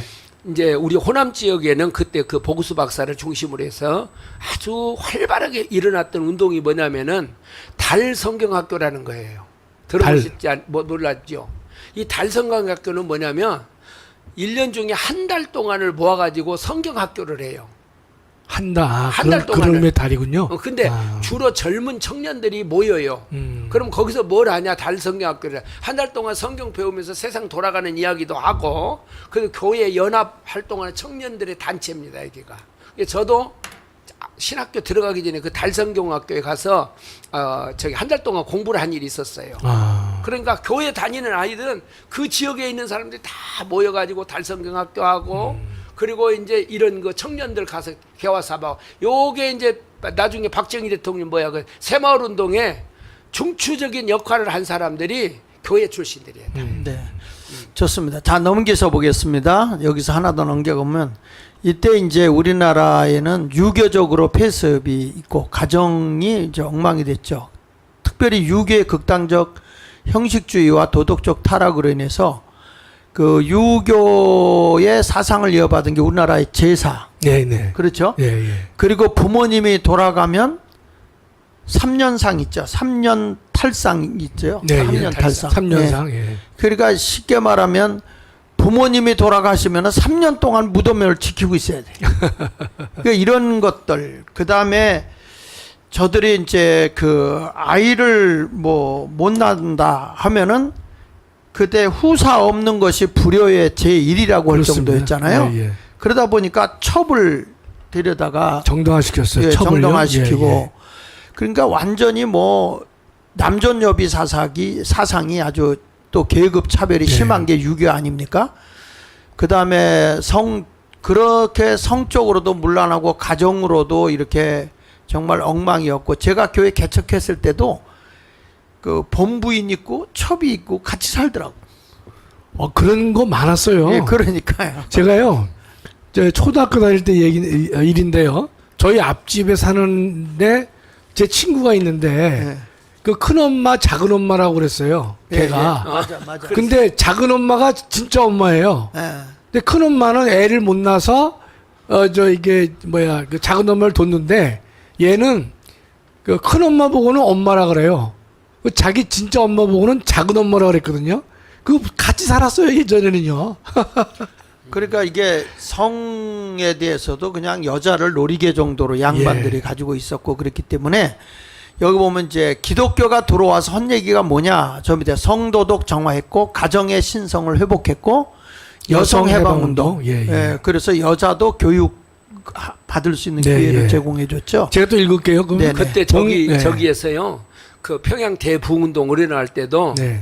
이제 첩을 두고 있는 사람들이 회개하고 나니까 누구하고 같이 살아야 되느냐. 그러고 이제 목사님한테 이제 누구하고 나는 부인 하나를 버리고 그런 걸로 막 그 교회가 굉장히 이렇게 막 그 토론을 하고 그러더라고요. 그다음에 이제 봉건 계급제 타파로 네. 만인의 평등 실현. 뭐 그 아시다- 신분 예. 제도가 우리나라가 굉장히 심했죠. 심했습니다. 예. 그래가지고 저도 이제 그 교회를 개척하고 나니까 한 교인이 날 들어묻더라고. 장씨가 양반이에요, 천민이에요 이렇게 묻더라고. 그래서 내가 우스개로 쌍놈이다 쌍놈 내가 그렇게 얘기를 했는데, 예, 사람들의 그 신분을 지금도 많이 따지잖아요. 네. 가문이 어떠냐. 근데 이런 것들을 평등하게 다, 그러니까 축첩제도도 없애버렸고, 네. 그 다음에 이렇게 신분의 고하를 막 따지고 막 미리 운명론적으로 양반 천민을 나눠놨던 이런 것들을 다 평등 사이로 고쳐놓은 것이 기독교잖아요. 그렇습니다. 기독교. 그 바로 다 실천을 못했다 하더라도 옳은 것을 가르친 것이 기독교죠. 그러니까 맞습니다. 교회죠. 그러니까 봉건 계급제를 타파해야 된다. 남존여비 철폐해야 된다. 그걸 앞장서서 성경 말씀대로 얘기한 데가 이제 교회가 되는데, 제가 이제 승동교회 예의를 하는 말씀드리면요. 네. 승동교회가 원래가 그 백정교회라고 그랬습니다. 백정. 아, 그래요? 백정들이 많이 다니는 교회였습니다. 아, 그게가 평동교회입니다. 예, 예. 소 돼지를 많이 잡았구만. 근데 그 당시 이제 박성춘이라는 사람이 있는데요. 네. 그 당시는 이제 그 이 백정들은 이름이 없었습니다. 맞습니다. 그 박씨요. 그랬는데 이 양반이 박성춘이에요. 근데 승동교회에서 다니고 장로가 됐습니다. 그러니까 그 당시에 양반들이 교회 와서 따지는 거예요. 우리는 이 교회 못 다니겠다. 예. 이 백정들하고 같이 교회 못 다닌다. 이름이 뭐라고요? 승동교회. 그 최초의 전에가 장로 이름이 뭐라고요? 박성춘이요. 박성춘이. 네, 예. 그랬는데 그래서 절충안이 뭐였느냐? 그 이제 양반들이 와가지고 그러면 좋다. 앞자리는 양반들이 앉고 뒷자리는 백정이 앉으면 되겠다. 네. 그래서 사무엘 무호 목사님이 이제 이 승동교회 전신을 세우셨거든요. 그러니까 그 사무엘 무호 목사님이 안 된다고 거절했어요. 그렇기 때문에 그 양반들이 교회를 나갔습니다. 나가서 다른 교회를 세웠어요. 세웠는데 나중에 그 양반들이 회개를 하고 다시 백정교회인 승동교회로 다시 들어왔습니다. 그래서 승동교회가 만들어지는 것이에요. 그 당시도 보면 저렇게 양반, 상놈, 백정들의 차별이 심했기 때문에 교회 내에서도 같이 예배 못 드린다고 할 때가 바로 저 때입니다. 네. 그러나 그도 사무엘 무호 선교사님이 안 된다라고 하셨기 때문에 양반들이 나가서 교회를 세웠다가 다시 들어와서 지금의 승동교회를 갖다가 세우게 됐습니다. 예. 이게 저게요. 교회가 옛날에 그 노예제도를 철폐할 때처럼 예. 그 상민들을 이제 받아들여 가지고 충청도의 그 금상교회, 거기도 그 조세영 그 아버지 금상교회, 거기도 이렇게 조덕빈 장로 그 사람도 보면 그 교회 자기 집에 데리고 있었던 상민 머슴 이 사람을 평양신학교를 보내가지고 자기 교회 목사님으로 모셔오잖아요. 예. 이자익 목사님을. 그러니까 교회가 이 양반과 노비의 계급을 무너뜨리는데 아주 결정적인 역할을 했죠. 예. 그러니까 개인이나 또 가정에서도 가정을 회복시켰고, 그 다음에 이 사회적으로 신분 이런 것까지도 다 높여주고 평등하게 하고 교육도 동등하게 그렇습니다. 다 받을 수 있도록 예. 해준, 그렇게 사회의 전반적인 것을 다 개혁을 하고 대한민국의 희망과 꿈을 심어준 건 교회밖에 없어요. 그렇습니다. 그러니까 대한민국이 이렇게 되는 데는 교회가 없었다면 뭐 북한되는 거 아니에요? 예. 예. 아니, 목사님 두 분은 이제 겸손하시려고 잠깐만 교회만 말씀하시는데 교회와 목사님들이 하신 거예요. 다음에 넘겨서 보십시다. 이제 나라로 가보겠습니다. 넘겨서 보시면 애국운동의 중심 세력이 한번 읽어보시죠. 애국운동의 중심 세력이 3.1운동을 일으키고 네. 조국 부흥운동에 헌신한 애국지사 대부분이 기독교 신자였다. 3.1운동에도 50%가 넘죠. 그렇죠? 그렇죠. 예, 예. 그다음에 저때 조선 왕정. 조국은 지금 저 조국 혁신당 조국은 아니죠. 그런 인간은 여기 끼지도 못하죠. 도산 안창호, 남강 이승훈, 이승만 초대 대통령, 김구 선생, 김규식 박사, 그 다음에 나라를 위해서 순국한 기독교 애국지사. 김구 선생도 처음에는 참 애국자였는데 그렇습니다. 예, 네. 나중에 가서 이제 북한으로 넘어갔죠. 그러니까 여기서 보면 이 애국 운동의 중심 세력이 다 기독교인들이에요. 물론 이게 지도자들이 다 교회에서 그만큼 인재를 키워낸 거잖아요. 네네. 그러니까 지금도 우리가 보면 애국 운동을 할 때 왜 내가 이 주제를 끄집어냈냐면 분명히 부정선거라든지 대한민국의 체제를 무너뜨리고 있는 현실을 보면서 교회가 가만히 보고 있으면 아니 이미 우리나라의 자유를 빼앗기고 나서 데모하면 무슨 소용이 있겠어요. 네네. 그러니까 그런 게 오기 전에 해야 되고 다음에 넘겨서 보시면 민주주의와 평등 사상의 근원이 교회입니다. 교회를 통해서 이루어지는데 한번 읽어주시죠. 민주주의 사상과 평등의 근본 개념은 성경에 비롯 예. 정신적인 기반을 두었고 예. 일제 식민지 시절 일본이 기독교를 극도로 탄압한 이후도 천황주의 사상과 근본적으로 배치되었기 때문이다. 야, 이게 무슨 얘기냐면 민주주의 사상과 평등 근본 개념은 성경에서 비롯됐지만 교회에서 훈련이 된 거예요. 네. 아니 사실 뭐 자기 주장하고 자기 의견을 내놓을 수 있는 자리가 어디 있어요? 교회에서 회의가 있잖아. 네네. 재직회도 있고 교회 안에서 뭐 청년회도 있고 청년회도 있고 각종, 학생회도 예. 있고 저도 저기 중등부 고등부 회 이런 데 가보면 그 스스로 우리들이 거기서 회의도 진행하고 네, 예. 뭐 모든 거 결정해서 움직이고 하는 이런 민주주의 훈련을 누가 시켰어요? 교회가 시켜. 교회가 시킨 네, 거라고요. 교회. 또 그 안에서 또 이렇게 회장 총무를 뽑아가지고 조직화 해가지고 맞아요. 예 체계화 시키는 것도 다 교회에서 훈련을 하는 교회에서 거죠. 하고, 예. 조직 지금 관련. 교회에서 뭐 예를 들면 당회도 있고 네. 재직회도 있고 학생회도 있고 네. 자치회 다 있잖아요. 네. 이런 것들이 보면 대개 보면 정부 기관에도 그렇게 다 있지 않습니까? 그렇습니다. 예. 그러니까 이런 것들을 가장 근본적으로 잘 교육시킬 수 있는 데가 교회였다. 우리 중등부 고등부회 다닐 때도 보면 뭐 남자가 회장하면 여자가 부회장하고 네. 뭐 이런 식으로 하면서 뭐 그때 얼마나 재밌었어요. 나는 모태신앙이라 어머니 뱃속부터 교회를 다녀가지고 교회의 모든 생리를 다 하는데 가장 민주적이죠. 그런데 이걸 제대로 또 교육받지 못한 사람들이 교회에 와서 행패를 부려서 그렇죠. 골치 아픈 교회도 있지만 사실 우리나라의 그 민주주의나 평등 사상은 교회 빼놓고는 안 됩니다. 그러니까 대한민국의 체제는 역시 기독교예요. 네, 그렇습니다. 예. 그거는 뭐 빼놓을 수 없는 일이고요. 또 전 세계도 목사님 제대로 된 나라는 다 기독교 정신에 입각한 나라였습니까? 그러니까 예. 교회가 밑바탕이 안 된 데는 민주주의를 할 수 없어요. 그렇습니다. 예. 밑바탕이 없이는. 맞습니다. 다음에 넘겨서 보시면 여기 민주주의 실현을 위한 정치에 적극 참여하도록 권면을 했죠. 이승만 대통령이 사실은 한경진 목사를 찾아갔잖아요. 네. 좀 정치에 기독교인이 들어오게 해달라. 그러면서 한경진 목사도 국회의원으로 와달라. 이렇게까지 얘기할 정도로 했는데 한번 읽어주시죠. 교회에서 예. 민주주의 실현을 위한 정치 참여, 적극 참여, 예. 교회에서 민주주의 사상 교육과 더불어 적극적인 정치 훈련을 했다. 예. 특히 감리교, 장로교 등은 지교회 및 연회, 총회 등을 통해서 정치에 적극 참여했다. 예, 노회 뭐 그런 거죠. 미국이 1776년 독립선언을 한 후 바로 민주주의를 할 수 있었던 이유도 교회의 정치 훈련이 되어 있었기 때문이었다. 네. 그 왼쪽에 있는 목사님 이윤영 목사님 우리나라 국회가 예. 되었을 때 제일 먼저 기도하신 분이죠. 예. 최초의 개원에서 예. 기도하신 목사님. 예, 예, 기도하신 예. 목사님이고 저분이 감리교 목사인데 어느 감리교회였습니까? 우리는 기독교 대한 감리회밖에 없고 아니. 종로 종로 감리교회. 예, 예. 여기 있어요. 종로구에서 국회의원도 하셨고 당선됐죠. 예, 예. 하여튼 이렇게 대한민국의 모든 정치, 경제, 그다음에 문화, 예술 할 것 없이 모든 분야를 살펴보면 기독교의 영향이 없이는 대한민국은 없다. 이렇게 봐야 되는 거예요. 맞습니다. 예.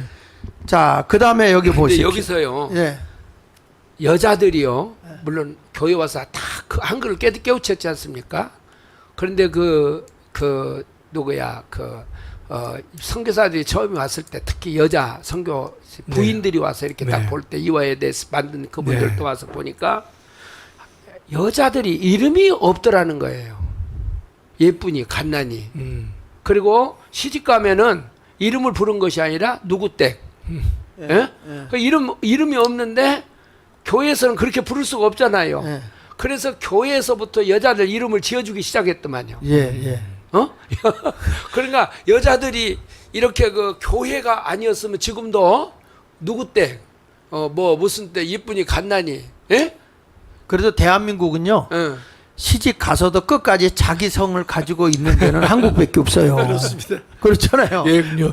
일본도 다 성을 뺏기고 성을 뺏기고 유럽은 뭐 마찬가지고요. 그래 미국도 마찬가지고요. 남편 성을 따라가잖아요. 다. 근데 한국은 자기 성을 끝까지 가질 수 또 있도록 그러면 해주고. 뺏기나요? 뭐 지갑도 다 부인이 다 관리하잖아요. 그렇죠. 서양은 다 남자가 자기 돈 철저히 자기가 관리하더라고요.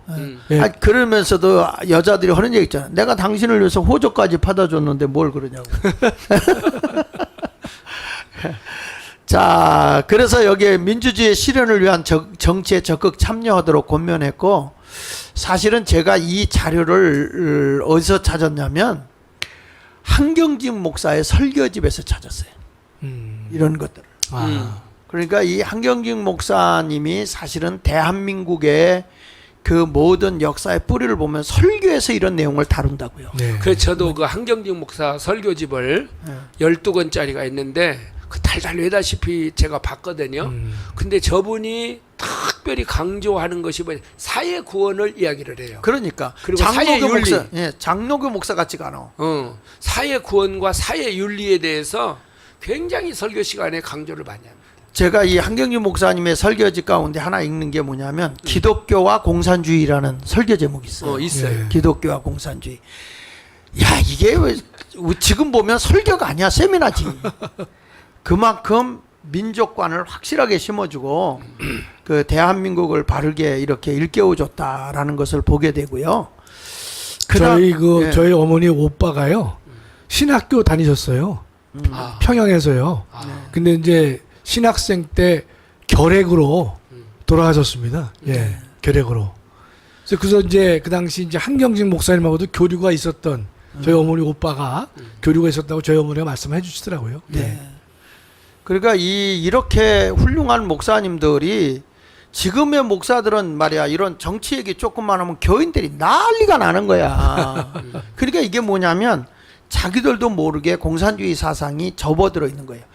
교회가 여러분 정치, 경제, 문화, 예술, 가정 뭐 할 거 없이 다 간섭해서 기독교의 정신이 안 들어가면 다 무너지는 거예요. 맞습니다. 가정이고 예. 개인이고 윤리고 도덕이고 국가관이고 뭐고 다 무너지는 거예요. 그러니까 기독교 정신이 들어가면 모든 것이 세워질 수 있단 말입니다. 그렇습니다. 그렇죠. 윤리도 세워지고 민주주의도 세워지고 교육도 세워지고 다 세워지는데 이 지금 기독교의 이 사상을 학교에서 다 빼버리고 못 가르치게 하고 네. 예. 예, 좌파 사상이 이렇게 들어와가지고 공산주의 사상에서 그게 들어가죠. 못 가르친 정도가 아니라 네. 거꾸로 진화도를 가르치고 있으니까요. 거꾸로 가르치고 있는 거죠. 그러니까 예. 그러니까 도덕을 윤리나 도덕을 부패시키는 게 공산주의거든요. 그러니까 지금 이 교회가 정신 차리고 일어나야 되는데 목사님들이 지금 나라가 이 지경이 됐는데도 큰일 났다 그러기만 하지 말고 우리의 선배 목사님들 보세요. 내가 이게 한경직 목사님 설교집에서 이거 찾아냈다고 그랬잖아요. 한경직 목사님이 요 책을 쓴 거를 보니까 요렇게 썼더라고. 영락교회 창립 1주년. 내가 이 책이 원본입니다. 근데 이 책을 그 당시에 첫 판에 나온 거를 제가 이걸 가지고 있는데 그게 누구냐면 우리 처형의 시아버지 북한에서부터 같이 한 목사님을 모셨던 분이에요. 네. 그런데 그분이 가지고 있던 것을 저한테 넘겨줬어요. 처형. 그거 그대로 손때 묻은 게 그대로 다 있거든요. 그러니까 이거는 전부 다 이렇게 밑으로 내려온 거예요. 그렇죠. 예, 그렇게 돼 있고. 그 당시 영락교 1주년이면 영락교회 그 건물도 없었을 때 아닙니까? 그렇겠죠. 예. 네. 대단히 교회 때 예. 그런 것 같습니다. 하여튼 그래가지고 제가 그 책을 요즘에 제가 왜 그러냐면은 이 한경진 목사님이 대한민국의 그 건국할 때부터 같이 했었잖아요. 네, 이승만하고. 그래서 이분이 어떤 정신과 어떤 사상으로 대한민국을 세울 때 메시지를 전했는가, 어떻게 대한민국 국민을 깨웠는가, 그걸 보면서 제가 이걸 정리를 하는데 가슴이 너무 뜨거워지는데 이 시대에 다시 이분이 부활하셔서 우리 한국교회에 메시지를 던져야 되겠다. 그래서 대한민국이 다시 자유민주주의, 자유시장경제, 한미동맹을 굳건하게 하면서 기독교의 정신으로 나라가 세워져야 되겠다. 기독교 입국론. 정광훈 목사님이 계속 기독교 입국론 강조하잖아요. 네. 근데 그걸 원 뿌리에서부터 이렇게 찾아와 보니까 이게 대한민국이 교회가 아니면, 다시 지금도 교회가 아니면 한국은 소망이 없다고 좀 봐요. 네, 그렇죠. 예. 그래서 하나 더 넘겨서 보십시다. 자, 한번 읽어주시죠. 과거 대한의 역사를 정관해 볼 때 하나님께서는 1945년 해방을 대비해 한국에 기독교를 보내신 것이다. 네, 이게 경찰서 열을 세우는 것보다 교회 하나를 세우는 것이다. 딱 100번 긴고. 네, 그러니까 우리가 이게 제대로 시각을 가지고 대한민국의 역사를 보자는 거예요. 과거의 역사를 예. 보면은 우리 예수님이 문 밖에서 문을 두드리고 오셨을 때 이미 일제 시대로부터 해방될 걸 생각하시고 네. 하나님이 이 대한민국에 기독교를 보내주셨다. 네. 예. 저는 조금 더 보태면 목사님, 예. 해방을 대비해서 기독교를 보내주신 것에다가 예. 다 아시지만 우리가 대한민국을 지금까지 잿더미에서 세계 강국으로 만들어 주신 것은 마지막에 하나님의 말씀을 전 세계에 전파라는 그 이 선교의 사명을 다할 수 있도록 하기 위해서 거기까지 다 내다보시지 않으셨나 이렇게 생각이 들어요. 네. 예. 근데 이 김구 선생님이 저렇게 신앙이 좋았던 분이 왜 마지막에 예, 실수했죠. 예. 북한으로 넘어갔을까? 공산주의 그쪽에. 원래 이게 크리스찬인데 이분도. 예, 크리스찬이시고 예. 그 다음에 참 저렇게 믿음도 좋으시고 지금 우리 임시정부에서 유일한 보수 우파에 해당하는 분이라 볼 수 있잖아요. 네네. 강직한 분인데 그 말년에 좀 이 생각을 좀 잘못하셔가지고 저는 생각보다도 예. 지식이 없었기 때문이 아닌가 그런 생각이 들어요. 100번 김구가 예를 들어서 그 이승만이나 이런 분은 세계 동향을 알았지 않습니까? 네, 네. 그리고 민주주의와 공산주의가 뭔가를 분명히 알았단 말이에요. 그렇습니다. 예. 지식이 있었어요. 예. 근데 백범 김구는 그럴 공부를 할 수 있는 시간이 없었잖아요. 어? 그러니까 이제 서당에 다니다가 예. 이렇게 이제 지도자가 이렇게 됐는데 그러니까 그 지도자로서 어떤 뭘 보고 이렇게 그 지적인 면에 있어서 대한민국을 이끌고 갈 수 있는 그런 건 아니었던 것 같아요. 저 시대에 사실은 공산주의가 어떤 건지 자유민주주의가 어떤 건지 사실은 경험을 안 해봐서 그렇습니다. 모르잖아요. 예, 예. 그리고 백범김구 선생은 또 이승만 대통령하고 다른 게 시야가 좀 좁았죠. 네, 예. 전반적으로 보면. 근데 이런 것을 보면서 하나님이 정말로 대한민국을 사랑한다. 네. 그 다음에 넘겨서 한번 보시면 지금의 대한의 민족은 중대한 위기에 직면해 있다고 좀 봐져요. 지금 국회에 돌아가는 거 어저께 우리 했잖아요. 네, 네. 그 대한민국에 가보면 이게 사실 이게 지금 나라가 아니잖아요. 그렇습니다. 지금 예. 어떻게 저런 사람들이 국회의원일까 하는 생각이 들 정도로 대한민국이 저렇게 수준 이하인가? 오늘 보니까 또 정청래가 대통령 탄핵안을 가지고 상정한다고 120만이 넘었다고. 네. 근데 그 전에 문재인 때도 144만이 넘었던 적이 있거든요. 탄핵. 이게 탄핵이 재미가 붙은 것 같아. 한 번 하고 나더니. 재미 봤죠, 목사님? 예. 한번 하고 대통령을 끌어내리는 재미를 봤기 때문에 또 그런 것인데 아니 더 있을 수 없죠. 대한민국의 국민이 투표해서 뽑아놓고 대의민주주의 아닙니까 지금? 그렇습니다, 목사님. 예. 대의민주주의로 우리가 대통령을 뽑아줬으면 이제 2년 지난 것인데 일개 지역구의 국회의원들이 말이야.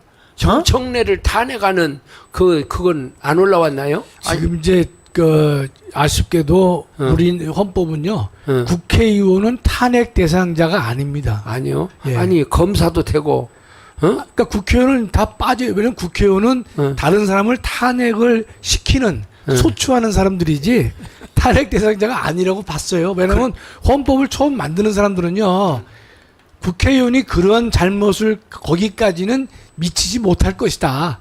그렇게 봤는데요. 국회의원 정도 되면 이제 우리가 탄핵 대상 예, 정도는 아닐 것이다. 헌법을 잘못 만들었어요. 그래서 제가 볼 때는 뭘 둬야 되는가 하면 국민 소환제. 그러니까 국회의원을요. 정청래 같은 인간이 있으면 그 국민 소환제도를 둬가지고 끌어내리는 그런 제도를 우리가 만들어야 됩니다. 그 어저께 제가 이제 하는데 많은 분들이 어제 방송을 보고 역시 헌법학자의 해석이 참 좋더라. 그렇게 칭찬들이 많이 나오더라고요. 그 주제를 내놓으면 이렇게 헌법적으로 해석을 해놓으니까. 그런데 지금 우리나라 국회의 그 사법부 수장이 지금 누구예요? 그 법을 가정하는 게 정청래가 뭐 맡은 거예요? 법사위원장이요. 그 법사위원장은 아니 국회의장이 저기 어디야 더불어민주당이면 그 원래가 이제 약속을 어떻게 했냐면요. 예. 국회의장이 어떤 정당이 맡으면 예.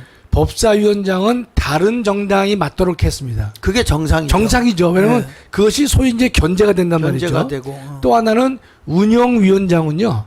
대통령실을 늘 관장해 왔거든요. 그 우리가 대통령 중심제니까 대통령은 국가 원수의 지위를 가지고 있기 때문에 무조건 봐주자 이 뜻이 아니라 나름 예우를 해야 된다. 그렇다면 운영위원장은 늘 여당이 맡기로 해왔어요. 세 가지 약속을 해왔는데 다 민주당이 다 깨졌죠. 다 깨졌죠. 그러니까 국회의장도 지네가 하고, 그다음에 법사위원장도 본인들이 하고, 운영위원장까지도 현재 민주당이 하고 있습니다. 막 가는 거죠, 그러니까. 그러니까 예. 뭐 이제 막 가고 이제 자유민주주의 안 하겠다는 거죠. 그렇습니다. 예. 예. 그래서 대한의 민족은 중대한 위기에 직면해 있다. 근데 여기 위대한 이제 진짜 어려운 처음 됐는데 그때 당시에 기독교 인구가 10만도 안 됐잖아요. 네. 근데 이런 사람들은 선각자 역할하면서 이 국민을 지도하고 갔거든요. 그런데 지금은 기독교 인구가 국가의 통계청만 보더라도 지금 20%가 넘는단 말입니다. 그런데 그런 기독교 인구를 가지고 목사나 교회나 이런 데에서 국가를 선도하지 못하고 있다는 거죠. 네. 그 이유가 뭔 것 같아요, 장 목사님? 저는 대한민국의 그 교회의 대형 교회 목사들이 선지자권이 없어요. 선지자권이. 예. 그리고 민족을 바로 깨우고 이끌고 갈 만한 정신적 의식이 되어 있질 않아요. 그러니까 과거에 한경주 목사님이라든지 조영규 목사님이라든지 또 그 시대의 김중곤 목사님 같은 분들이 사실은 국민도 깨웠지만은 정치인들에게 할 말 했거든요. 근데 이런 것들을 지금 보면 전부 다 교회가 물량주의로 흘러간, 쉽게 말하면 번영신학에 빠져가지고 뭔가 국가적인 혜택을 받으려고 하거나 아니면 도덕적으로 책이 잡혀 있거나 이런 것들이 있을 때는 사실은 말을 못하고 있는 거죠. 제가 그건 이제 장로 입장에서 좀 비판을 좀 드리면요. 제가 네. 그 먼저 하기 예. 전에 예. 아까 지금 목사님 말한 대로 예. 신학이 지금 잘못됐다. 네, 네. 그 누구나 다 인정하는 거니까. 네. 그다음에 두 번째로는 대형 교회가 우리가 생각하는 것처럼 소형 교회나 중형 교회는 거의 그런 게 없는 것 같아요. 네. 그런데 그리고 다 공개되어 있고 그러지 않습니까? 맞습니다. 재직계 공개하고 다 예. 하지 않습니까? 근데 이 대형 교회가 너무 비리가 많아가지고 너무 책 잡힐 것이 많으니까 정부에서 이걸 딱 잡고 정권을 잡은 사람들이 이 대형 교회 목사들을 꼼짝 못하게 하지 않는 거 그거 있어요? 그것도 있을 수 있을 거예요. 네. 너 안 하면 터뜨려 뭐 이렇게. 근데 저는 이제 이런 각도에서 제가 장로로서 이런 말씀을 드리면 안 되는데 대형 교회 목사님들이 다는 아니겠지만 제가 볼 때는요 좀 냉정하게 비판을 하면 전 두 주인을 섬긴다고 생각해요. 저는 대형 교회 목사님들이 왜냐하면 말씀에 집중만 하셔야 되는데 교인들을 바라본단 말이죠. 그 교인들 중에서는 A라는 사람도 있고 B라는 사람도 있고 크게 보면 두세 그룹이 있을 거 아닙니까? 그러니까 거기에다 만족을 시키려다 보니까 자신의 말씀대로는 A라고 말씀을 하셔야 되는데 다른 그 B, C의 큰 그룹들이 있단 말이죠.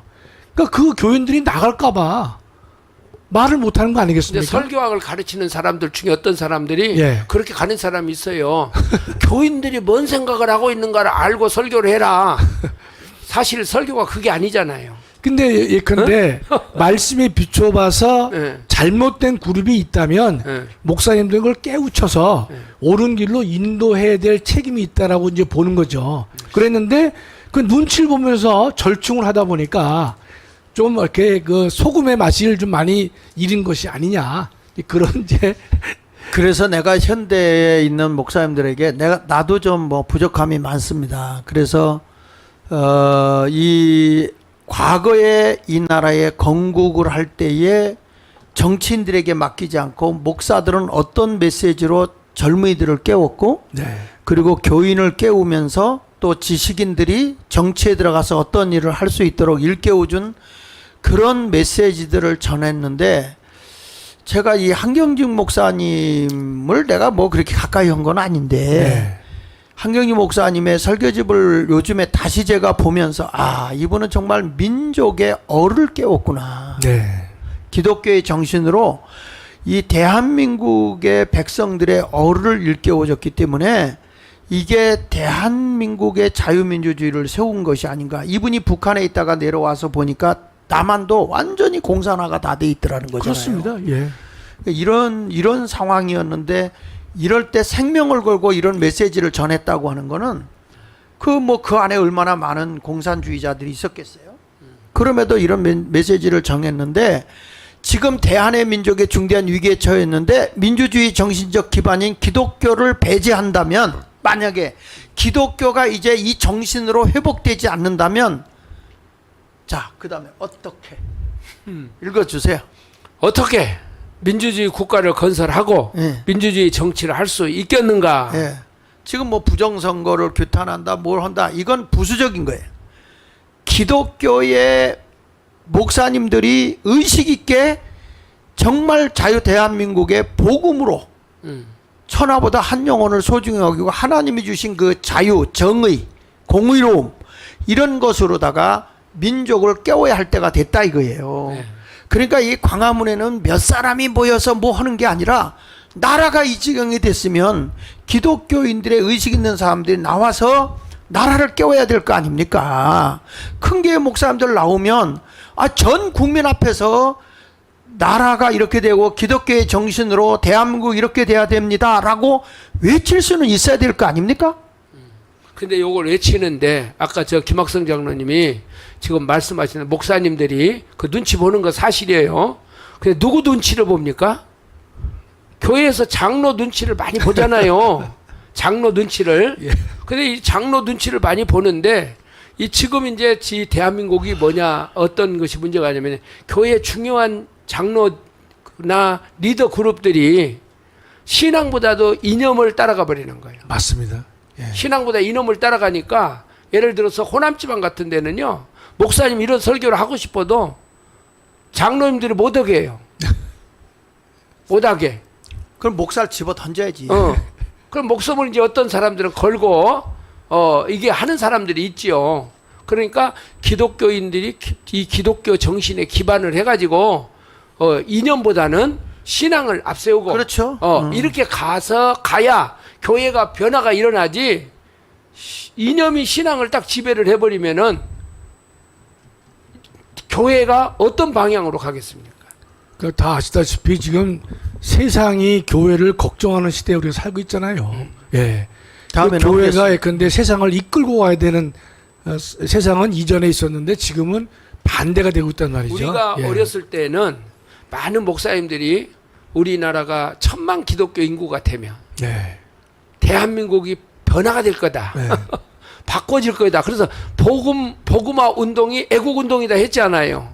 그런데 그 복음화 운동을 열심히 해서 했는데 나라는 교인들이 10만, 50만 있을 때보다도 더 지금 어려운 방향으로 가고 네. 있거든요. 지금 국가가 위기에 온 건 교회가 이렇게 많은데 교회가 사실은 자유를 잃어버린 다음에 신앙의 자유를 잃어버리고 예배드릴 수 있겠습니까? 아유, 그게 오기 전에 바로 서야죠. 다음에 넘겨서 한번 주시오. 그렇다면 지금 중대한 시기에 우리 민족의 상태는 어떠냐?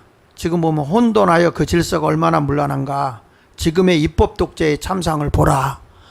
지금 우리나라 국회의원들 저 하는 짓거리를 보십시오.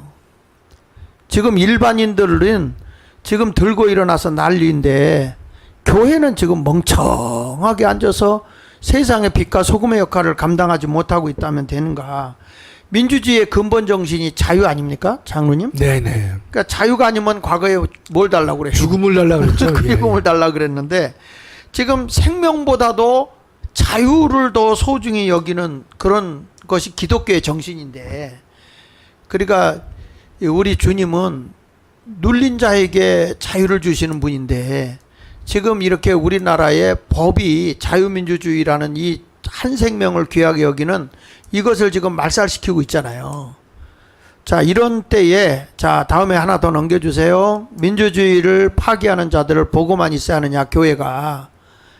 그래서 이제는 조국의 예. 모든 민족이 자유민주주의를 위한 걸기를 해야 한다. 과거에 이보다 더한 억압 속에서도 우리 민족을 걸게 하지 않았는가. 네. 기독교가 아니면 대한민국 우리 국민들은 일어날 수가 없어요. 이제는 우리 민족을 위해서 서로 굳게 싸워서라도 자유민주주의를 지키기 위해서 골기해야 합니다. 우리가 생명 걸고 전도도 하고 예수도 일깨워주지만 대한민국의 또 대한민족의 대한의 민족의 소망이 바로 기독교다. 그래서 지금까지 이런 역사적인 모든 것을 보면서 우리가 어떻게 처신을 하고 나가야 될 것인가, 우리 장로님 한 번 더 소망을 가지고 한번 얘기 좀 해주십시오. 지금 나라 꼴이 이 지경이 되고 더군다나 입법부가 저렇게 엉망진창이 되어서 대한민국 체제를 무너뜨리고 있는데 어떻게 교회가 나서야 될지 한번 좀 얘기 좀 해주십시오. 예, 뭐 저기에 제목이 참 잘 나와 있어요. 네. 민주주의를 파괴하는 자들을 보고만 있어야 하느냐. 네. 이건 대한민국 전 국민에게 호소하는 것이고, 더군다나 대한민국을 깨우치고 있는 교회와 또 우리 목사님들 또 장로들을 향해서 권면하고 있는 말씀 아니겠습니까? 네. 그냥 바라만 보지 말고 그럼 우리가 어떻게 할 것이냐. 이미 192석을 가지고 국회가 입법 독재를 한 것이 눈에 보이고 있고 정말 참담한 마음을 금할 수가 없는 상황이거든요. 오죽했으면 우리가 TV를 볼 수가 없다. 저도 요새 뭐 TV를 많이 기본적인 뉴스를 접하는 것 이외에는 제가 보고 싶지가 않습니다. 그 정도인데 뭐 다른 분도 마찬가지겠죠. 그렇다면 그러나 이 대한민국이 무너지고 교회가 위협받는 즉 차별금지법 같은 법이 분명히 다시 발의가 돼서 교회를 다시 무너뜨리려고 하는 그것이 다시 이제 시작이 될 터인데 정말 우리 모든 국민들 특히 우리 기독교인들 또는 우리 목회자님들 또 장로님들 정말로 한 자리에 모여서 우리가 이제는 우리의 의지를 분명히 밝힐 때가 됐다. 국회의 이 독주를 막는 방법은 현 법제에서는 없습니다. 네. 민주당을 해산하는 정당 해산 이외에는 다른 방법이 없거든요. 그렇죠. 네. 그렇다면 정당 해산을 시키는 것을 정당화 시키려면요. 네. 천만이 모여가지고 네. 민주당 해산하라 말이죠. 네. 그러한 모임이 있고 주장이 있다면요. 헌법재판소도 감동받을 것 같아요. 그렇죠. 저는 제가 볼 때는. 네, 네. 그러니까 헌법재판소가 9인 중 6인이 정당 해산에 찬성을 하도록 우리가 하기 위해서는요. 정말로 천만이 모여가지고 우리가 그냥 데모가 아니라 대한민국을 살리기 위한 거란 말이죠. 네. 오늘도 이제 정광훈 목사님이 이제 신문 광고를 내셨는데 헌법 전문에 있는 4.19의 정신에 의해서 우리가 다시 제2의 건국을 하자. 그렇게 말씀을 하셨거든요. 그렇다면 4.19라고 하는 것은 불의에 항거한 4.19의 민주 이념이라고 이제 헌법은 되어 있는 것인데 정말로 지금의 상황은요. 제2의 건국, 그다음에 이 무너져가는 대한민국을 우리가 그냥 둘 수가 없기 때문에 전원이 나와서 우리의 의지와 뜻을 보여줌으로써 가장 문제가 되고 있는 저 민주당을 정당 해산을 시켜서 네. 대한민국을 살리기 위해서라도 몰수에 나와서 하나가 돼야 되겠다. 네. 이렇게 우리가 말씀드릴 수 있겠습니다. 네. 예. 저기 전 목사님, 예. 지금 이제 우리 역사적으로 쭉 우리가 훑어왔어요. 교회가 이 사회의 가정에 그리고 국가에 미친 영향 이런 것들 하면서 지금 우리나라의 사회가 정상적으로 지금 가고 있질 않아요. 정치인들 때문에. 예. 예? 이랬을 때 교회는 어떤 자세를 가지고 다시 나와야 될지를 분명하게 좀 말씀해 주세요. 이건 어떤 데모도 아니고 항의도 아니고 기독교의 정신이 대한민국을 살려내자는 얘기니까. 아, 저는 예. 그 정광훈 목사님한테 늘 그 이야기를 하는데요. 우리가 반드시 해야 될 것이 있는데 목사 재교육을 해야 된다. 네. 예? 목사가 세워져야 교회가 세워지고 교회가 세워져야 성도들이 세워지거든요. 그러면은 그 목사가 어떤 자세로 이걸 해야 될 것인지 이것에 대해서 특별히 지금 뭐 대형교회나 기성교회 목사들한테 이걸 기대한다는 건 어렵다고 생각이 들어요. 맞습니다. 저도. 그러니까 지금부터 해야 될 일이 뭐냐 그러면은 지금부터 새로운 싹을 키워내야 돼요. 이걸 안 키워내면은 예. 이런 전사들 이걸 향해서 가질 수 있는 그런 사람이 근데 그걸 정광훈 목사님이 탁월하게 잘할 수 있는 은사가 있어요. 이 사람들을 그렇게 하니까 그걸 조금 시간을 좀 길게 보고 그런 사람들이 배출이 돼갖고 자유통일당도 하고 그런 사람들이 배출이 돼갖고 교회를 리더자가 되고 그렇게 해서 어떤 인재를 길러내는 일을 우리는 빨리 했으면 좋겠다. 그게 이제 제가 이제 늘 마음속에 생각하는 거예요. 대한민국을 살리려면 이 길밖에 없다. 그런 마음이 듭니다. 네. 자, 하나 넘겨서 보십시오. 결론을 내겠습니다. 결국 이제 대한에 참 애국자가 있다면 이제는 참 신앙인으로 돌아와야 한다. 그러니까 이 애국이라는 게 무슨 뭐 신앙과 별개가 아니고 하나님이 주신 이 세상을 생명을 걸고 영혼도 전도하고 또 민족의 혼도 깨울 수 있는 것은 복음밖에 없어요.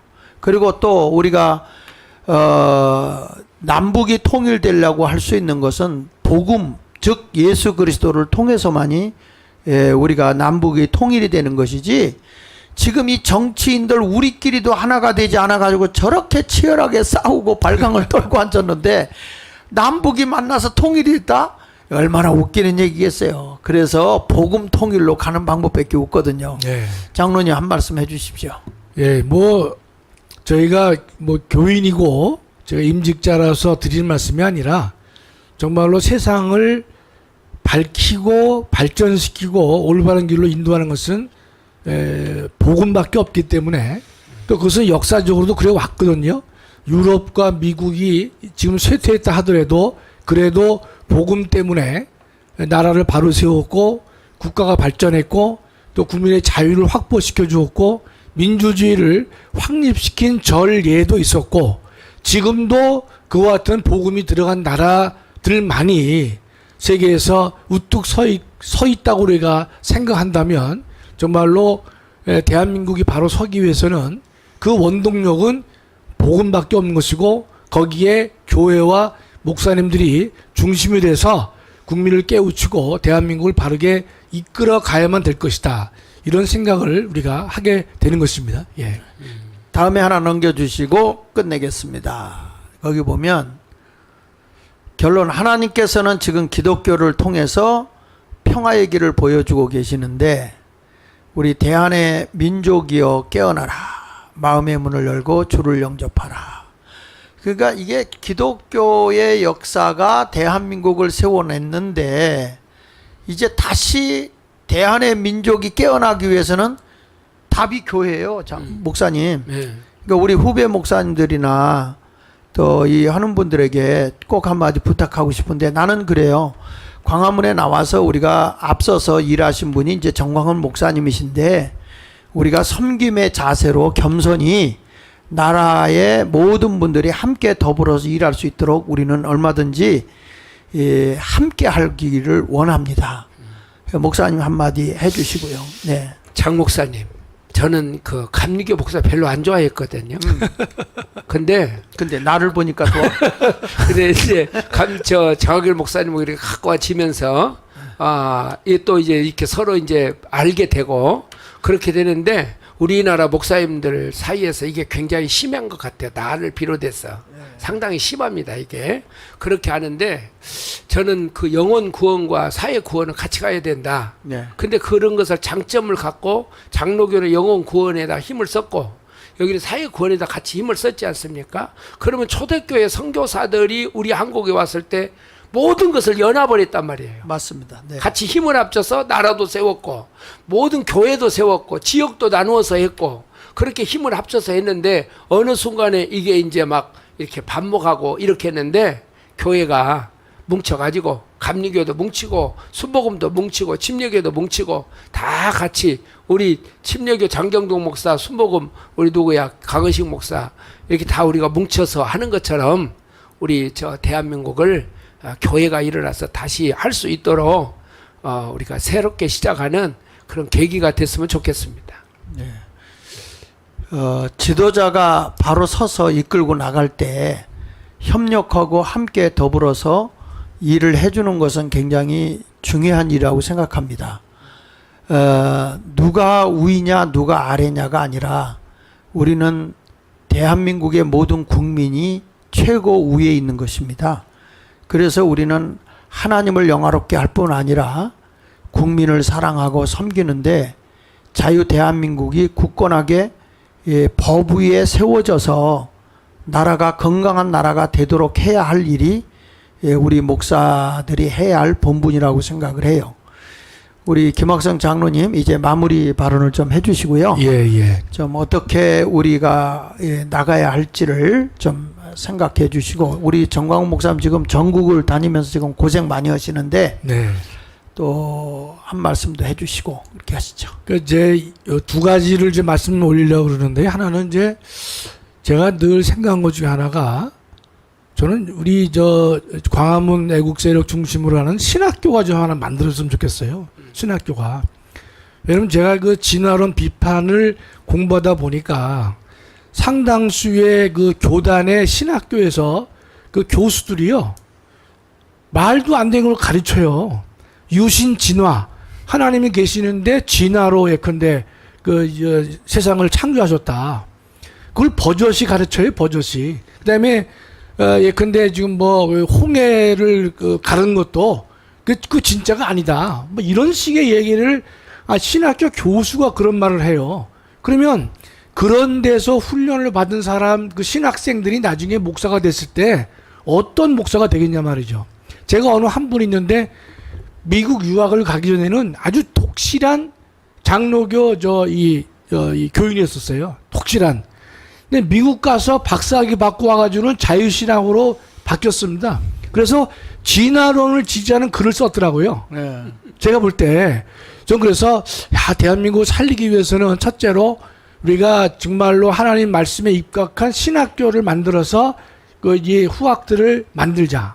또 두 번째로는요. 이게 맞는 얘기인지 모르겠는데 좀 조심스럽긴 한데요.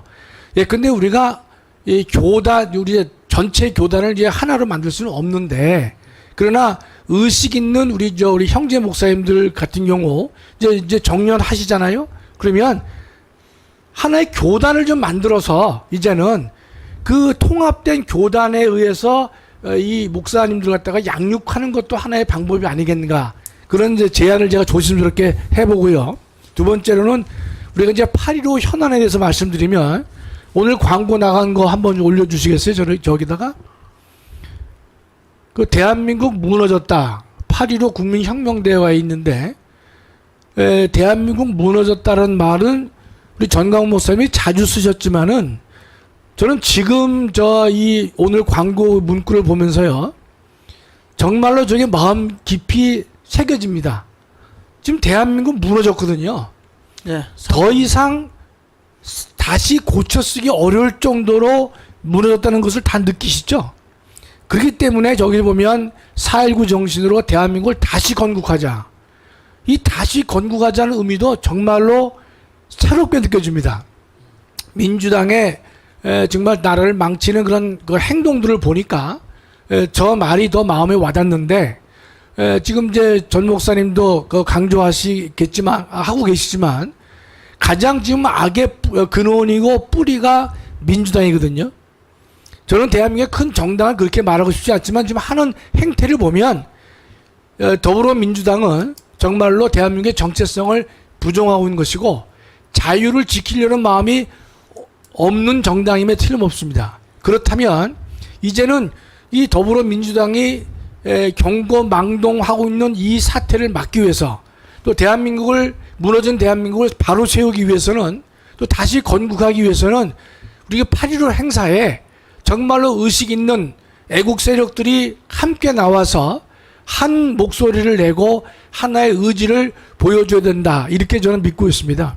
그랬을 때 우리는 예컨대 정당 해산 심판을 청구할 수 있다고 보는 것이고, 우리가 헌법재판은요 두 가지의 기능이 있습니다.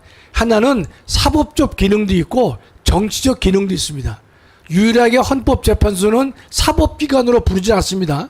헌법교과서인 저도 책에 썼지만 우리가 지방법원, 고등법원, 대법원은요 사법기관이라 그래요. 그들이 뭐 정치의 영향을 받는다 하더라도 사법기관이라는 말을 쓰지만 헌법재판소는 정치적 사법기관이라고 쓰고 있습니다. 저만 책에 그게 쓴 것이 아니라 대한민국 모든 헌법학자들, 독일에 있는 모든 헌법 교수들도 연방헌법재판소는 정치적 사법기관이다, 이렇게 말을 하고 있거든요. 그렇다면 우리가 지금의 날뛰고 있는 이 더불어민주당을 정당 해산이란 절차를 거쳐서 없애기 위해서는요 정치적 사법기관인 헌재가 적극 나서야 할 것인데, 그렇다면 정당 해산은 순수한 사법 논리로만 되는 것이 아닙니다. 정치적 논리가 필요한 것이거든요. 정치적 논리를 만들어주는 기능을 누가 할 것이냐? 8.15에 1,000만이 모여서 더불어민주당 해산하라 한 목소리를 낸다면 그것은 정치적 사법기관인 우리나라 헌법재판소에 결정을 내림에 있어서 정말로 엄청난 영향을 주고 힘을 줄 수 있다고 보기 때문에, 정말 이 일을 하기 위해서는요 8.15회 때는 정말로 대한민국의 해방된 날이고 건국된 날인데, 제2의 건국을 위해서, 지금의 무너진 대한민국을 살리기 위해서는 정말로 1,000만이 이상이 모여서 대한민국을 살리는 그 일에 한 목소리를 내줄 때 대한민국은 살 수 있다고 확신합니다. 꼭 좀 열심히 다 함께 나와 주시기를 간곡히 부탁드리겠습니다. 네, 감사합니다. 우리 마무리 지어주시죠. 예. 한숨이 나오지만 또 우리가 소망을 가지고 앞으로 교회만이 나라를 살릴 수 있다는 그런 각오를 가지고 우리 전국의 목사님들이 다시 한번 하나님의 은혜를 힘입어서 우리 8.15 때 다 같이 모이십시다. 모여서 같이 기도하고, 그리고 또 나라를 살리는 일에 우리가 함께 힘을 모았으면 좋겠습니다. 감사합니다. 네. 우리 대한민국이 교회가 많이 세워졌고 또 목사님들도 많고, 그렇지만 개인의 구원과 개인의 거룩함이 사회를 구원하고 사회의 성화 운동이 일어나야 합니다. 우리가 역사적으로 쭉 이 기독교의 영향을 받지만 기독교가 결국에는 개인을 넘어서 사회를 변화시키는 일들이 이루어져 왔음을 우리는 역사적으로 살펴봤습니다. 그러니까 이런 교육이면 교육, 문화면 문화, 예술이면 예술, 정치면 정치, 할 것 없이 전부 다 기독교의 기독교의 정신이 들어갔을 때 대한민국이 바로 살았다고 하는 것을 우리는 알게 됩니다. 이번 8.15 국민혁명대회는 그냥 옛날처럼 모이는 거다 이렇게 생각하지 마시고, 힘들지만 전국에서 다 같이 모여서 이 나라의 부정선거로 가짜 지도자가 뽑힌 거에 대해서 우리는 혁명적으로 나와야 될 것이고, 그리고 이 가짜 국회의원들의 대다수가 입법부에 들어가서 지금 나라의 모든 자유민주주의의 근간을 흔들어 버리고 있습니다. 지금 그래서 우리는 분명히 자유민주주의의 헌법을 파괴하고 있는 더불어민주당이나 이 진보당 반드시 우리는 해산을 시켜야 합니다. 이 일을 위해서 우리가 8.15 때 전 국민이 모이기를 바라고요. 또 이 부정선거를 밝혀내기 위해서 과천경찰서 앞에서 우리 장재원 박사와 그리고 우리 자유마을 식구들이 3시부터 5시까지 거기서 집회를 하고 있습니다. 매일 하고 있는데 우리 지역에 어저께 비가 오는데도 상당히 좀 많이 오셨다고 그렇게 얘기를 합니다. 우리가 많이 모여서 소리를 질러줘야 경찰도 술렁술렁 넘어가지 못합니다. 조사할 때도 또 저 선거관리위원들도 빨리 호출해서 이것을 정확하게 개수해가지고 이제는 이들을 갖다 구속해야 되지 않겠나, 부정선거라는 것을 밝혀내야 되지 않겠나 생각합니다. 그리고 우리 자유통일당에서 0표, 1표, 2표, 3표 나온 지역에서 당일 투표하신 분들이 많이 나왔기 때문에 우리도 그것에 대해서 이미 고발을 해놓은 상태입니다. 확실한 근거들이 나왔기 때문에 이 부정선거에 대해서 우리는 함께 해줘야 됩니다. 오늘도 서울, 경기, 인천 인근 지역에 있는 분들은 오후 3시에 다시 한번 부탁합니다. 오후 3시에 우리 장재원 박사님이 이 부정선거 탄핵 운동을 하고 있는 곳에 함께 해 주시기를 부탁드리겠습니다. 자, 그러면 오늘 시간이 많이 지나서 여기서 모든 것을 마치기로 하겠습니다. 우리 구호지창 한번 해주시죠, 전 목사님. 뭉치자, 뭉치자. 싸우자, 싸우자, 이기자. 이기자. 감사합니다.